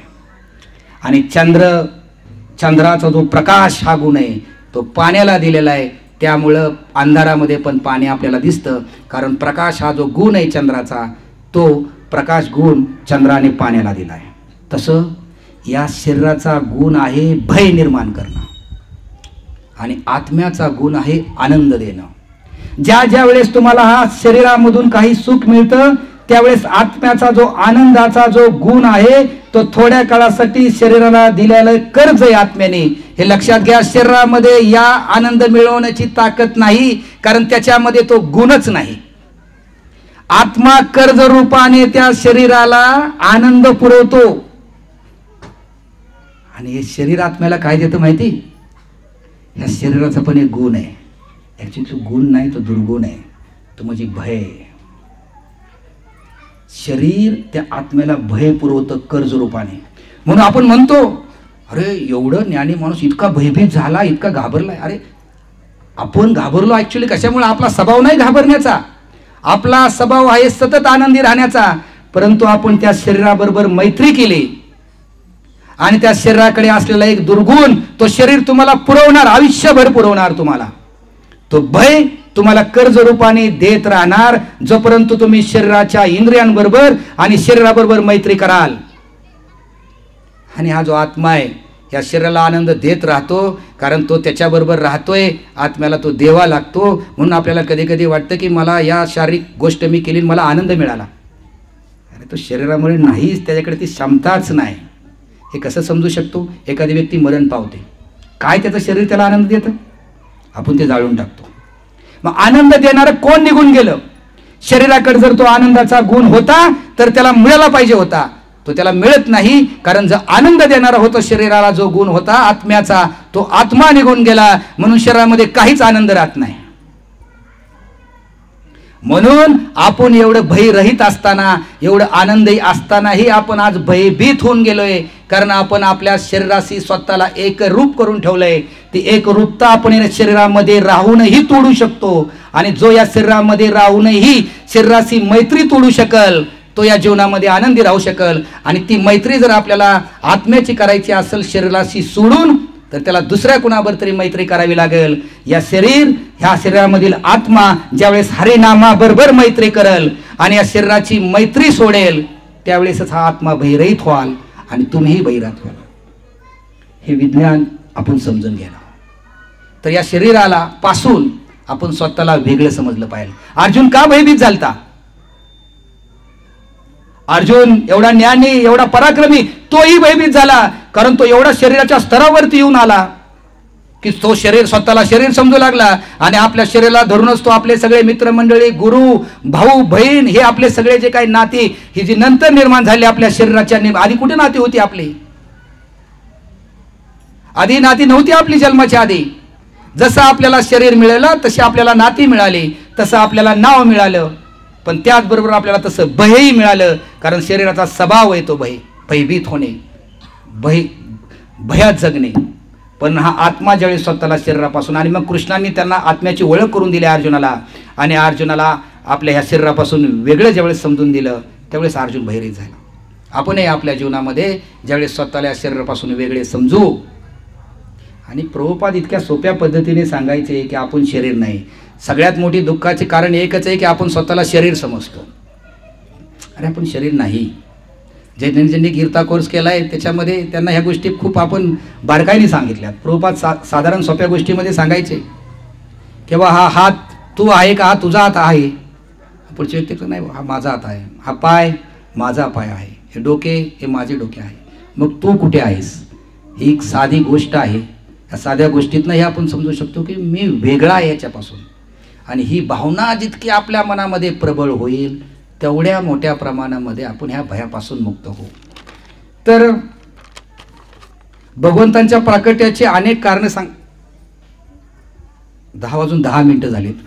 10:30 वाजता बरोबर आपण अभिषेकासाठी जाणार आहे. त्याच्या आधी आपण पाहूया की भगवंतांच्या प्राकट्याची कारणं काय आहेत. 6 कारणावरती चर्चा करू. वेळ मिळाला 20 मिनिटांमध्ये 2-3 होतील तेवढ्यावरती आपण चर्चा करू. पहिलं कारण आहे या पृथ्वीवरील भार कमी करण्यासाठी. हे आपल्या सगळ्याला माहिती आहे, आपण सगळ्यांनी ऐकत आलोय. पृथ्वीने गायीचे रूप घेतले होते कारण खूप आसुरांचा भार झाला होता. लोकसंख्या वाढली होती म्हणून नाही. लोकसंख्येने पृथ्वीला भार होत नाही. आईला 10 जरी मुलं असली पण ते जर सज्जन असतील तर आईसाठी तो भार नाही. पण एकच मुलगा जर दुर्जन असेल तर आईसाठी खूप मोठा भार आहे तो. आई खूप दुःखी कष्टी होती. आई 10 मुलांचा सांभाळ करायला तयार आहे. तिला आनंद आहे त्याच्यामध्ये. पण एकच मुलगा जर दुष्कृत्य करत असेल, समाज विघातक कृती करत असेल, समाजाला त्रास देत असेल तर आईसारखं दुःख दुसरं कुणाला नाही. बघ ना, पृथ्वी दुःखी झाली होती कारण असुर एवढे वाढले होते. कंस आणि त्याची ती सगळी सेना. त्यामुळं पृथ्वीने गायीचं रूप घेतलं आणि ब्रह्मदेवांकडे गेले. ब्रह्मदेव हे काही साधारण व्यक्ती नाहीत. ब्रह्मदेवांना 4 मुख आहेत. आपल्याला 4 आपण हे म्हणूया फेस चेहरा तोंड आहेत. आपल्याला 1 आहे. त्यांना 4 डोकी आहेत. 4 डोक्याने ते विचार करतात ब्रह्मदेव. सगळ्यात श्रेष्ठ आहेत ते. कारण आपण म्हणतो की हे जे सगळं पृथ्वीचं मॅनेजमेंट आहे ब्रह्मदेवांकडे दिलंय भगवंतांनी. सगळ्यात प्रगत मॅनेजर आहेत ते. ह्या पृथ्वीचं नियोजन करणं एवढं सोपं आहे का? अनेक योनीत, वेगवेगळ्या योनीत, साप योनी असेल, कुत्रा, मांजर, त्या सगळ्यांचं खाद्य बघायचं, त्यांचं नियोजन करायचं सगळं, त्यांना पुरेसं अन्न पुरवायचं. आपल्याला वाटतं की आपण सगळं हे करतोय, आपलं अन्न आपण निर्माण करतोय, हत्तीला आपण काय देतोय, पण त्याचं चालू आहे सगळं. हे ब्रह्मदेव सगळं नियोजन करतात. त्यांना आपलं तर करायचंच आहे सगळं. वेगवेगळ्या प्राण्यांचं, देवतांचं पण करायचं आहे. ते देवतांचे सगळ्यांचे देव आहेत, ते ब्रह्मदेव आहेत. ते देवतांचं मॅनेजमेंट करायचं आहे. कुणाला कुठलं दिलं आहे, खातं ते व्यवस्थित चाललं आहे का नाही. असे उत्कृष्ट ते मॅनेजर आहेत. ते साधारण नाही आहेत. इतकं उत्कृष्ट मॅनेजर असताना पण त्यांनी हा निर्णय स्वतःवरती घेतला नाही. हे ब्रह्मदेवांकडनं शिकण्यासारखं आहे. ते म्हणले मी याच्यामध्ये काही करू शकत नाही. पृथ्वीदेवी तुमचं म्हणणं बरोबर आहे, पण आता याच्यामध्ये मला सुद्धा माझ्या वरिष्ठांकडे जावं लागेल. ब्रह्मदेव सगळ्यात बुद्धिमान, सगळं पृथ्वीचं नियोजन आहे, तरी सुद्धा त्यांनी हे नियोजन स्वतःकडे घेतलं नाही. कारण मॅनेजमेंट करणं एवढं सोपं नाही. किती जरी मॅनेजमेंट करायचं म्हटलं तरी काही ना काहीतरी गडबड होतेच. आपण मॅनेजमेंट करायचा निर्णय करतो. आम्ही सगळं मॅनेजमेंट केलं होतं. असं नाही की आता हे सगळं चाललंय, याच्यावरती एक मीटिंग झाली, काय काय करता येईल हे सगळं केलं आणि एकच आम्ही विसरून गेलो की गर्दी खूप होईल म्हणून.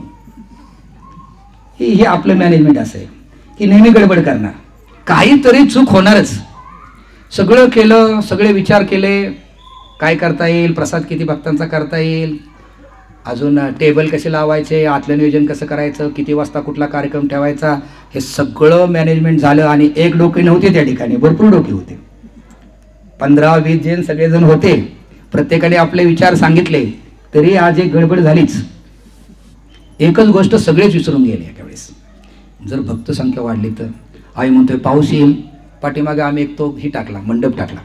म्हणलं तिथं थोडंसं जरा पत्रा वगैरे टाकूया. तिथं तर आता त्याचा काहीच उपयोग नाही झाला, पाऊसच आला नाही. आमचं नियोजन वेगळं आणि ते झालं वेगळं. आम्हाला वाटलं त्याचा खूप उपयोग होईल.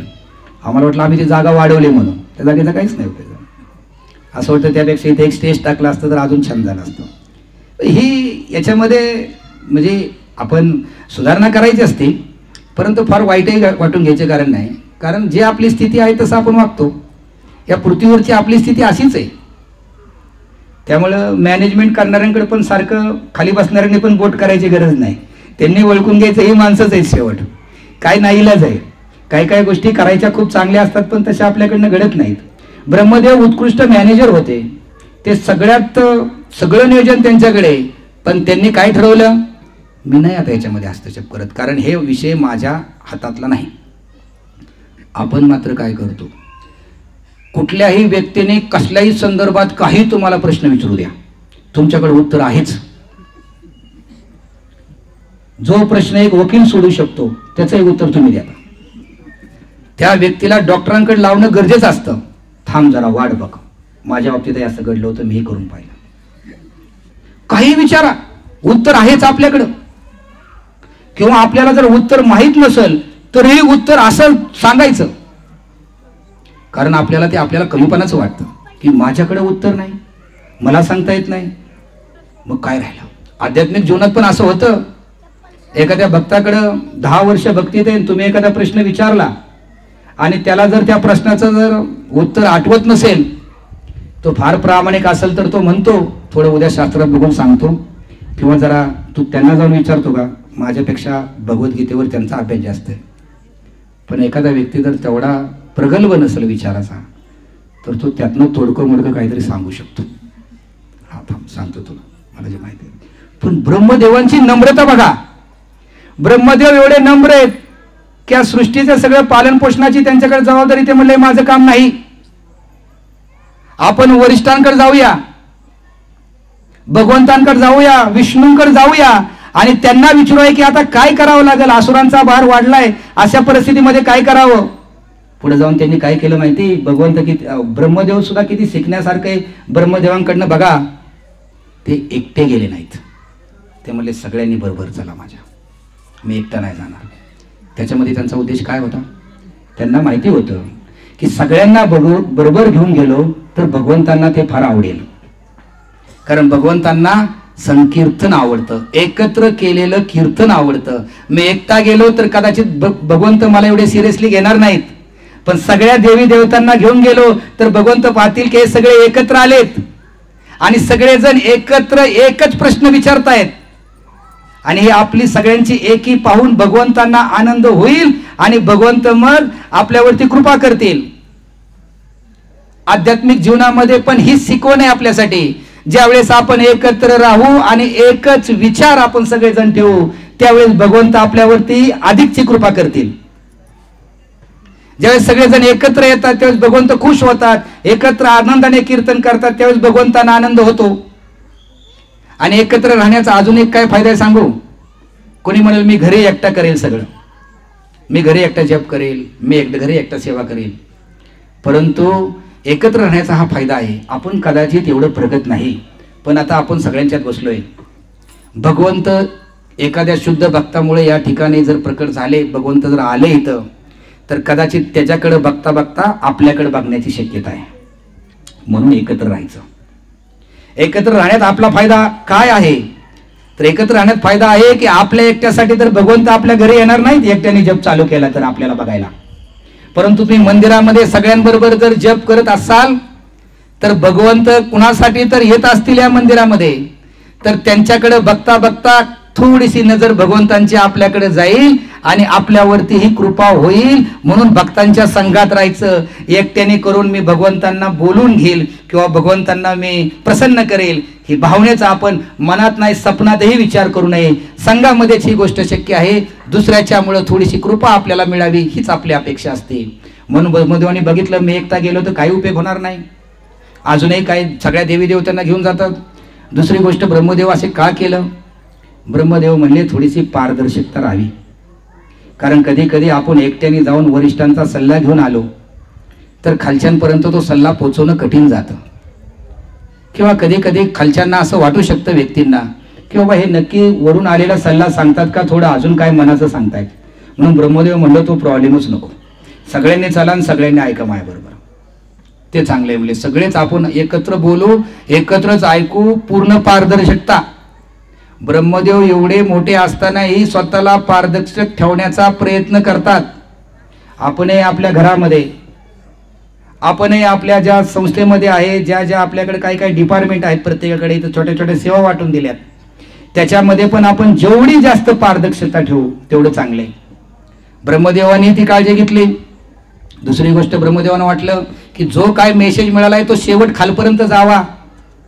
बराच वेळा एक अनुभव आहे की आम्ही हे काउन्सिलरांचा एक खेळ घेतला होता आमचा एकदा, की असे 8-10 जणांना असं उभं केलं होतं वळीने आणि सुरुवातीच्या मागच्या व्यक्तीला फक्त एक संदेश दिला होता की तो तुम्ही पुढं पुढं पास करत जायचा.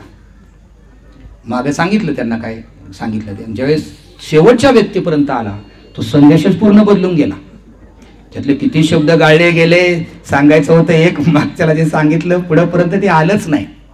याच्यामध्ये काय होतं, मेसेज चेंज होतो. ब्रह्मदेवांना ती पण रिस्क घ्यायची नव्हती. ब्रह्मदेव म्हणले नको, सगळ्यांनी ऐका, मी सांगायचो एका कोणाला तरी, परत तो पुढच्याला, त्यापेक्षा गोंधळ नको, सगळेच आपण एकत्र राहू. सांगायचं यातून मुद्दा की यातून शिकण्यासारखं आहे ब्रह्मदेवांकडून, की जेवढी पारदर्शकता ठेवता येईल, जेवढा प्रामाणिकपणा ठेवता येईल, जितका जास्तीत जास्त ठेवता येईल तेवढा आपण आपल्या कौटुंबिक जीवनात पण ठेवला पाहिजे, कुटुंबामध्ये पण ठेवला पाहिजे. जिथं जिथं शक्य आहे तिथं मुलांना एकत्र घेऊन आपण निर्णय ज्यावेळेस घेतो, जिथं गरज आहे तिथं मुलांच्याही विचाराची घेतली पाहिजे. बऱ्याच वेळा आपल्याला एकट्याला करण्याची फार हौस असते प्रत्येक गोष्ट, आणि ती दुसऱ्यावरती लादायची. बघा या ठिकाणी ब्रह्मदेव एक तर स्वतःचे विचारही लादत नाहीत, आणि जे विष्णूंकडनं विचार येणार आहेत ते पण विचार एकदम सरळ त्यांच्यापर्यंत जावेत, ही ब्रह्मदेवाची भावना आहे. त्याच्यामध्ये इतकी विनम्रता आहे, नम्रतेशिवाय ही गोष्ट होणार नाही. आणि आपल्याला एक सवय आदेश देण्याची पटकीने. ब्रह्मदेव या ठिकाणी पुढे एक गोष्ट चुकले, एक त्यांच्याकडे राहून गेली, ते मी तुम्हाला सांगणार आहे. पण ब्रह्मदेवांनी जे आतापर्यंत केलं, जे नियोजन केलं, उत्कृष्ट केलं, की जिथं जिथं पारदर्शक शक्य आहे, जिथं तर वाटतंय की सगळ्यांनी एकत्र येणं गरजेचं आहे, तिथं तिथं ब्रह्मदेवांनी ते केलं. आणि शेवटचा त्यांनी अजून एक विचार केला की मी एकटा गेलो, भगवंत मला सगळ्या गोष्टी सांगतील, कुणी कुठली सेवा करायची ते पण सांगतील, आणि मी प्रत्येकाला सांगायची. मी सांगण्यापेक्षा काय करू, एकत्र सगळं काम होऊन जाईल, सगळेजण तिथं येतील, भगवंत सेवेची विभागणी करून देतील, त्यामुळे मलाही काही जास्त त्रास होणार नाही, माझंही काम हलकं होईल. परत तिथून येऊन परत सगळ्यांना सेवा सांगणं परत कठीण आहे, पण ते भगवंतांच्याच मुखातून आल्या तर अजून सोपं जाईल. प्रोजेक्टची विभागणी सोपी होती. म्हणून आम्ही ज्यावेळेस त्यावेळेस मीटिंग केली ती, श्रीमान नंदुलाल प्रभूजी मीटिंगला होते, पटपटपट सगळ्यांनी सेवा स्वीकारल्या. आणि तेच जर समजा आमच्या एका दोघांना बोलून घेतलं असतं आणि सांगितलं असतं त्यांना ती सेवा द्या, त्यांना द्या, तर कदाचित सेवा करणाऱ्या व्यक्तीच्या मनामध्ये अनेक काही प्रश्नही निर्माण झाले असते.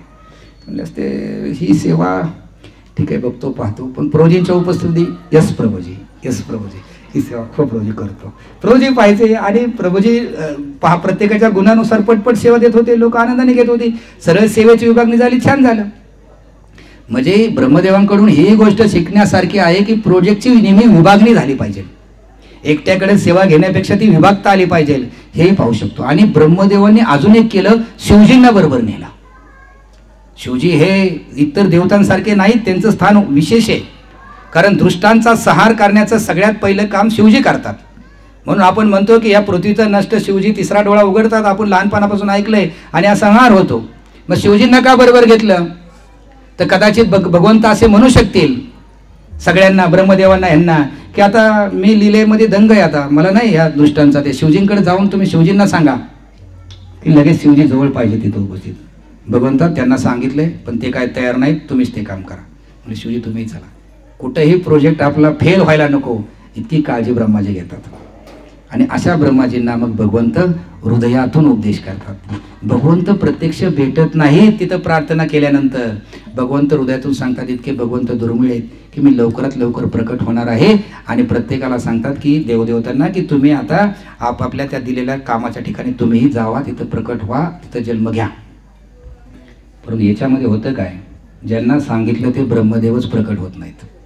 आपल्याला माहिती आहे बाकी बऱ्याचशा देवीदेवता प्रकट झाल्या, पण ब्रह्मदेवांनी कुठं रूप घेतलं तिथं भगवंतांच्या सेवेसाठी, भगवंतदेव झाले नाहीत प्रकट. मी म्हटलं ना, ब्रह्मदेवांनी एक थोडी चूक झाली त्या ठिकाणी, चूक म्हणता येणार नाही, परंतु त्या ठिकाणी ब्रह्मदेवांनी स्वतः काही भाग घेतला नाही त्या लीलेमध्ये.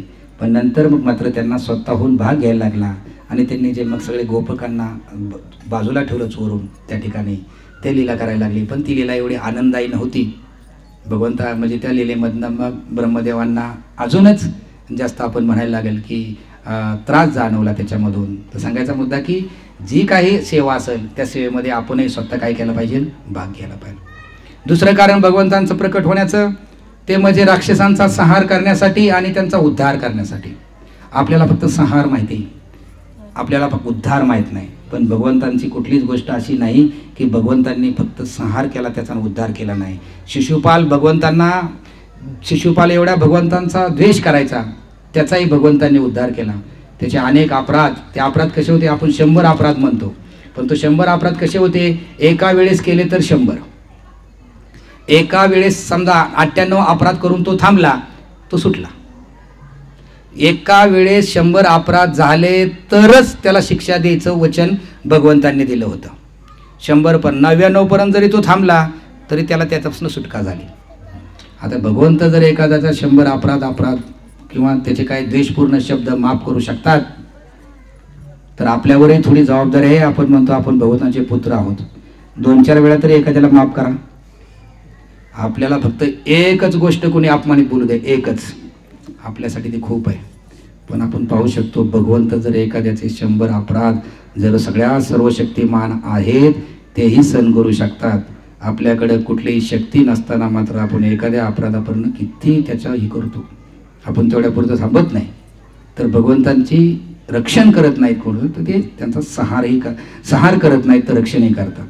तिसरी गोष्ट म्हणजे भक्तांची रक्षा करण्यासाठी प्रकट होतात भगवंत.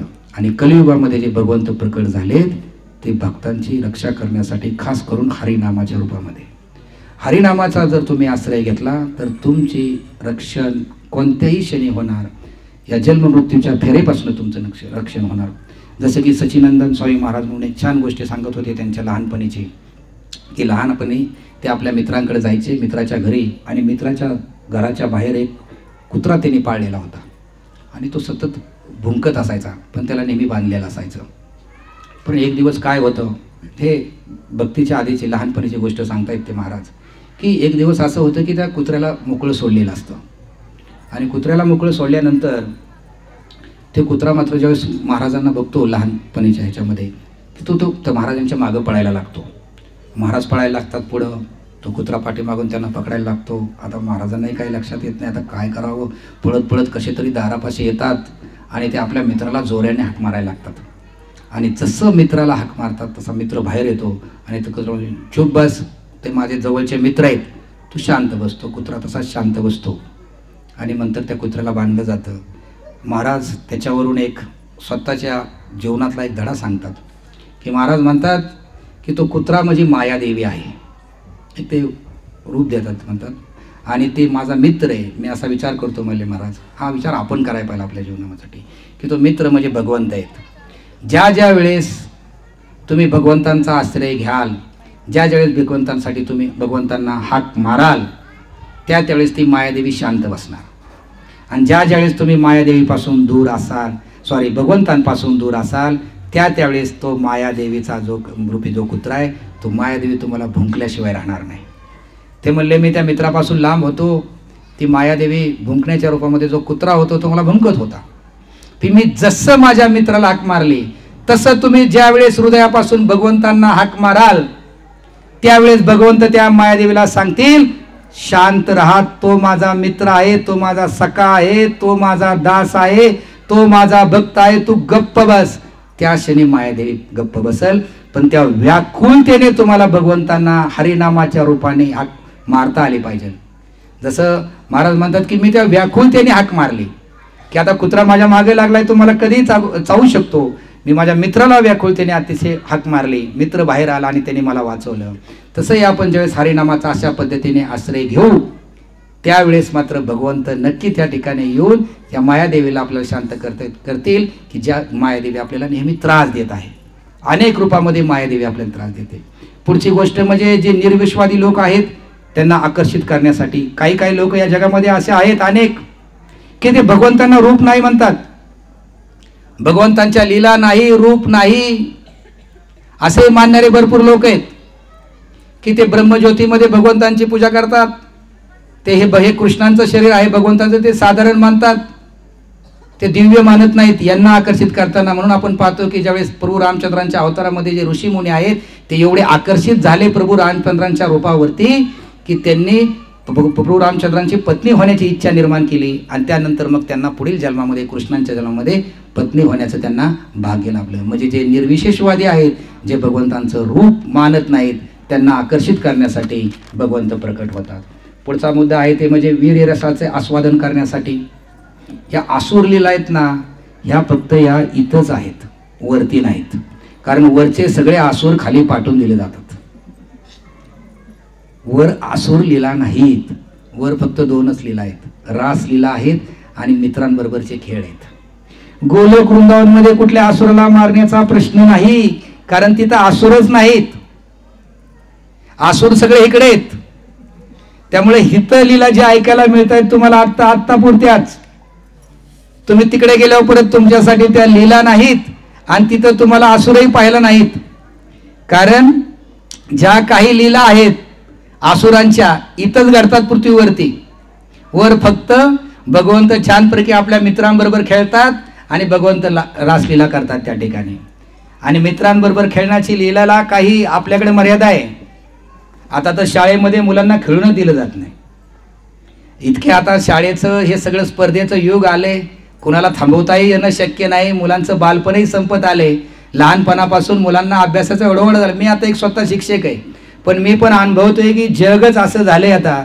इतकी स्पर्धा झाली, मुलांचं बालपणच राहिलं नाही. पण मी पाहतो शाळेमध्ये ज्या दिवशी ज्या वेळेस मी मुलांना सांगतो आता खेळाचा तास आहे, त्याच्या इतका आनंद त्यांना दुसरा कशातच नाही. त्याच्यापेक्षा त्यांना, कारण का, आपला तो मूळ स्वभाव आहे खेळण्याचा, आपला मूळ स्वभाव आहे आनंद घेण्याचा. सगळ्यात एखाद्या दिवशी जर मुलांना सांगितलं समजा आज पहिला तास खेळाचा होईल, दुसराही तास खेळाचा होईल, तिसराही तास खेळाचा होईल, मुलं असं उड्या मारत राहतील. स्वभाव आहे मूळ आपला खेळण्याचा. म्हणजे आज दिवसभर फक्त खेळ आहे, बाकी काहीच नाही. बघा मुलं किती आनंदी होते. कारण वर ह्या 2च गोष्टी होतात, खेळणं, आनंद घेणं, सवंगड्यांमध्ये राहणं. ह्या सगळा आनंद घेण्याचा जो आपला स्वभाव आहे हा नैसर्गिक स्वभाव आहे. पण या भौतिक जीवनामध्ये आपल्याला ते डांबून ठेवलं जातंय. म्हणून सगळ्यात जास्त मुलं जर कधी अभ्यासाचं म्हणा, त्यांना कितीही मुलांना सांगा तुम्ही, हे अभ्यास हे सगळं बळजबरीने करून घेतलं जाते. पण ज्या वेळेस बेल वाजती, जेवणाची सुट्टीची, मुलं सगळ्यात आनंदी. 4ची खेळाची सुट्टी, मुलं सगळ्यात आनंदी. आणि तसाच आनंद का आपल्या स्वभावामध्ये एवढा आहे, कारण तो आपला मूळ स्वभाव आहे. माहिती, हे सगळं आपण सिनेमा वगैरे पाहतो आणि सिनेमामधले काही काही दृश्य आहेत, एवढी लोक बुद्धिमान भगवंतांवरनं एवढे बोलतात, हे असं कसं काय झालं, तसं झालं. एका सिनेमावरती कधी ऑब्जेक्शन घेतात का हो? काय खरं सांगा बरं मला. बाहुबली पिक्चर कोणी कोणी बघितला, अरे किती ताकद, काय त्याला आर्थ, इतकी अफाटपणा काय दाखवतात, कधी कुणाचं त्याच्यावर ऑब्जेक्शन नाही. असं कसं काय, कसं शक्य? अरे काही दाखवतात. गाडी पूर्ण जळून जाते आणि तो नट बाहेर येतो त्या गाडीतून. अरे त्यावेळेस तुमची बुद्धी कुठे गेली?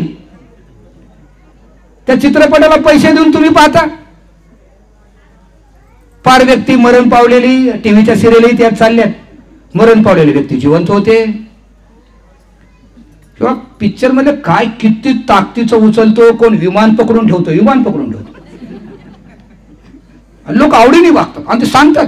आणि ते हेलिकॉप्टर मध्ये उभा राहून जिथून तो गोळे मारतोय, दार उघडून तो गोळी मारतो. म्हणजे असं घ्यायचं खाली, ते पाहायचं त्याला काय चालेल. हे सगळं खरं माहिती का? त्यातही तुम्हाला का आनंद मिळतो माहिती? खरा आनंद तुम्हाला ह्या दिव्य गोष्टीमध्ये भगवंतांचा पूर्वी मिळालेला आहे. त्यामुळे तुम्हाला एक विश्वास आहे की दिव्यता आहे. ह्या जगामध्ये जे काय चाललंय ते सगळं विकृत दाखवलं, विकृत स्वरूपामध्ये आहे. भगवंतांनी ह्या दिव्य लीला केल्या, त्यामुळे ह्या आत्म्याला माहिती आहे की शक्ती आहे, हे असं दिव्य होऊ शकतं. परंतु आपण ते सगळं वापरतोय नटनट्यांसाठी.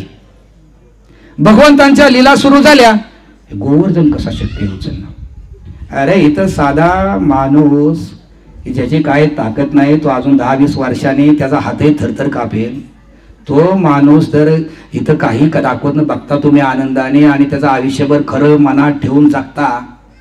कधी 25 वर्षापूर्वी पाहिलेला पिक्चरच्या अजूनही आठवणी सांगता आणि त्याच्या सत्य लीला आहेत, त्या लीलावरती तुम्ही संशय घेता. ही कलियुगाची परिस्थिती आहे. आणि तुम्हाला नटांची जी हे काय पराक्रम बघायला का आवडतं माहिती? त्याचं कारण एक आहे, तुमच्या आत्म्याला माहिती आहे की या जगामध्ये पराक्रम आहे, फक्त आत्मा हा विसरलाय की या जगामध्ये पराक्रम करणारी फक्त हा नक्कीच. या जगामध्ये फक्त पराक्रम करणारा एकच व्यक्ती आहे, ते म्हणजे भगवंत. या जगामध्ये पण तुम्ही ते नटांमध्ये शोधताय. या जगामध्ये प्रेम करणारी व्यक्ती एकच आहे, ते म्हणजे भगवंत, पण तुम्ही ते स्त्री पुरुष मध्येच बघताय. या जगामध्ये मित्र म्हणून घेण्याची एकच व्यक्ती आहे, ते म्हणजे भगवंत, तुम्ही दुसरीकडे पाहताय. तुम्ही सगळं पाहताय, तुम्ही सगळं करताय, फक्त ते तुम्ही चुकीच्या ठिकाणी करताय. कधी ना कधी तुम्हाला कळून येतं की हे सगळं बाकीचं खोटं आहे. या जगामध्ये एकच व्यक्ती जर कोण असेल, हे सगळं परिपूर्ण असणारे श्रीकृष्ण भगवान, हे तुम्हाला ज्यावेळेस कळून येतं त्यावेळेस तुमच्या आध्यात्मिक जीवनाला सुरुवात झाली. शेवटचा 1 मिनिट घेतो फक्त, की हे वीर्य रसाचं सांगत होतो. भगवंतांच्या मनामध्ये अशी आध्यात्मिक जगामध्ये इच्छा निर्माण होती. आता मलाही थोडंसं जरा फायटिंग कुणाला आवडत नाही. भगवंतांना वाटतं की फायटिंग व्हायला पाहिजे थोडी, कारण वर फायटिंगच नाही.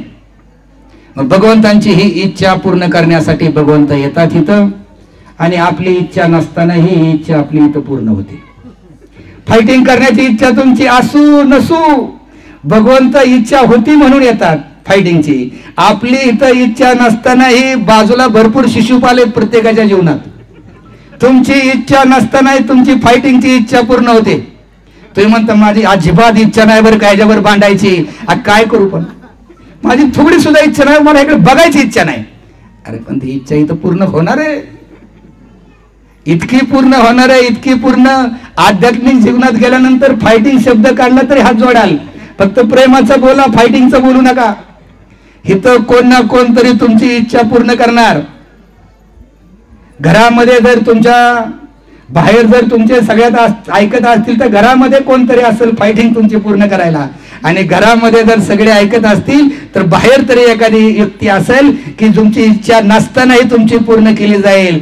पण भगवंत ज्यावेळेस फायटिंग करतात त्यावेळेस ते त्यांच्या इच्छेने करतात, आणि आपण ज्यावेळेस करतो इच्छा नसतानाही आपल्याला करायला लागते. करणार काय, आपल्या पुढे पर्याय नाही, करायच लागणार. मग भगवंतांची सगळ्यात मोठी फायटिंग जर कोणावर असेल, अनेक फायटिंग आहेत. मला इंटरेस्टिंग वाटते किंवा मी गौरव फ्रोमकडनं ऐकली, बहुतेक का अजून कुठल्या बरोबर जरा संघाचं सांगत होते. 17 वेळा तो स्वारी करून आला, 17 वेळा आला, 17 वेळा इतकं असंख्य सैन्य घेऊन यायचा, अब्जावधी काय सैन्य असेल तो घेऊन यायचा.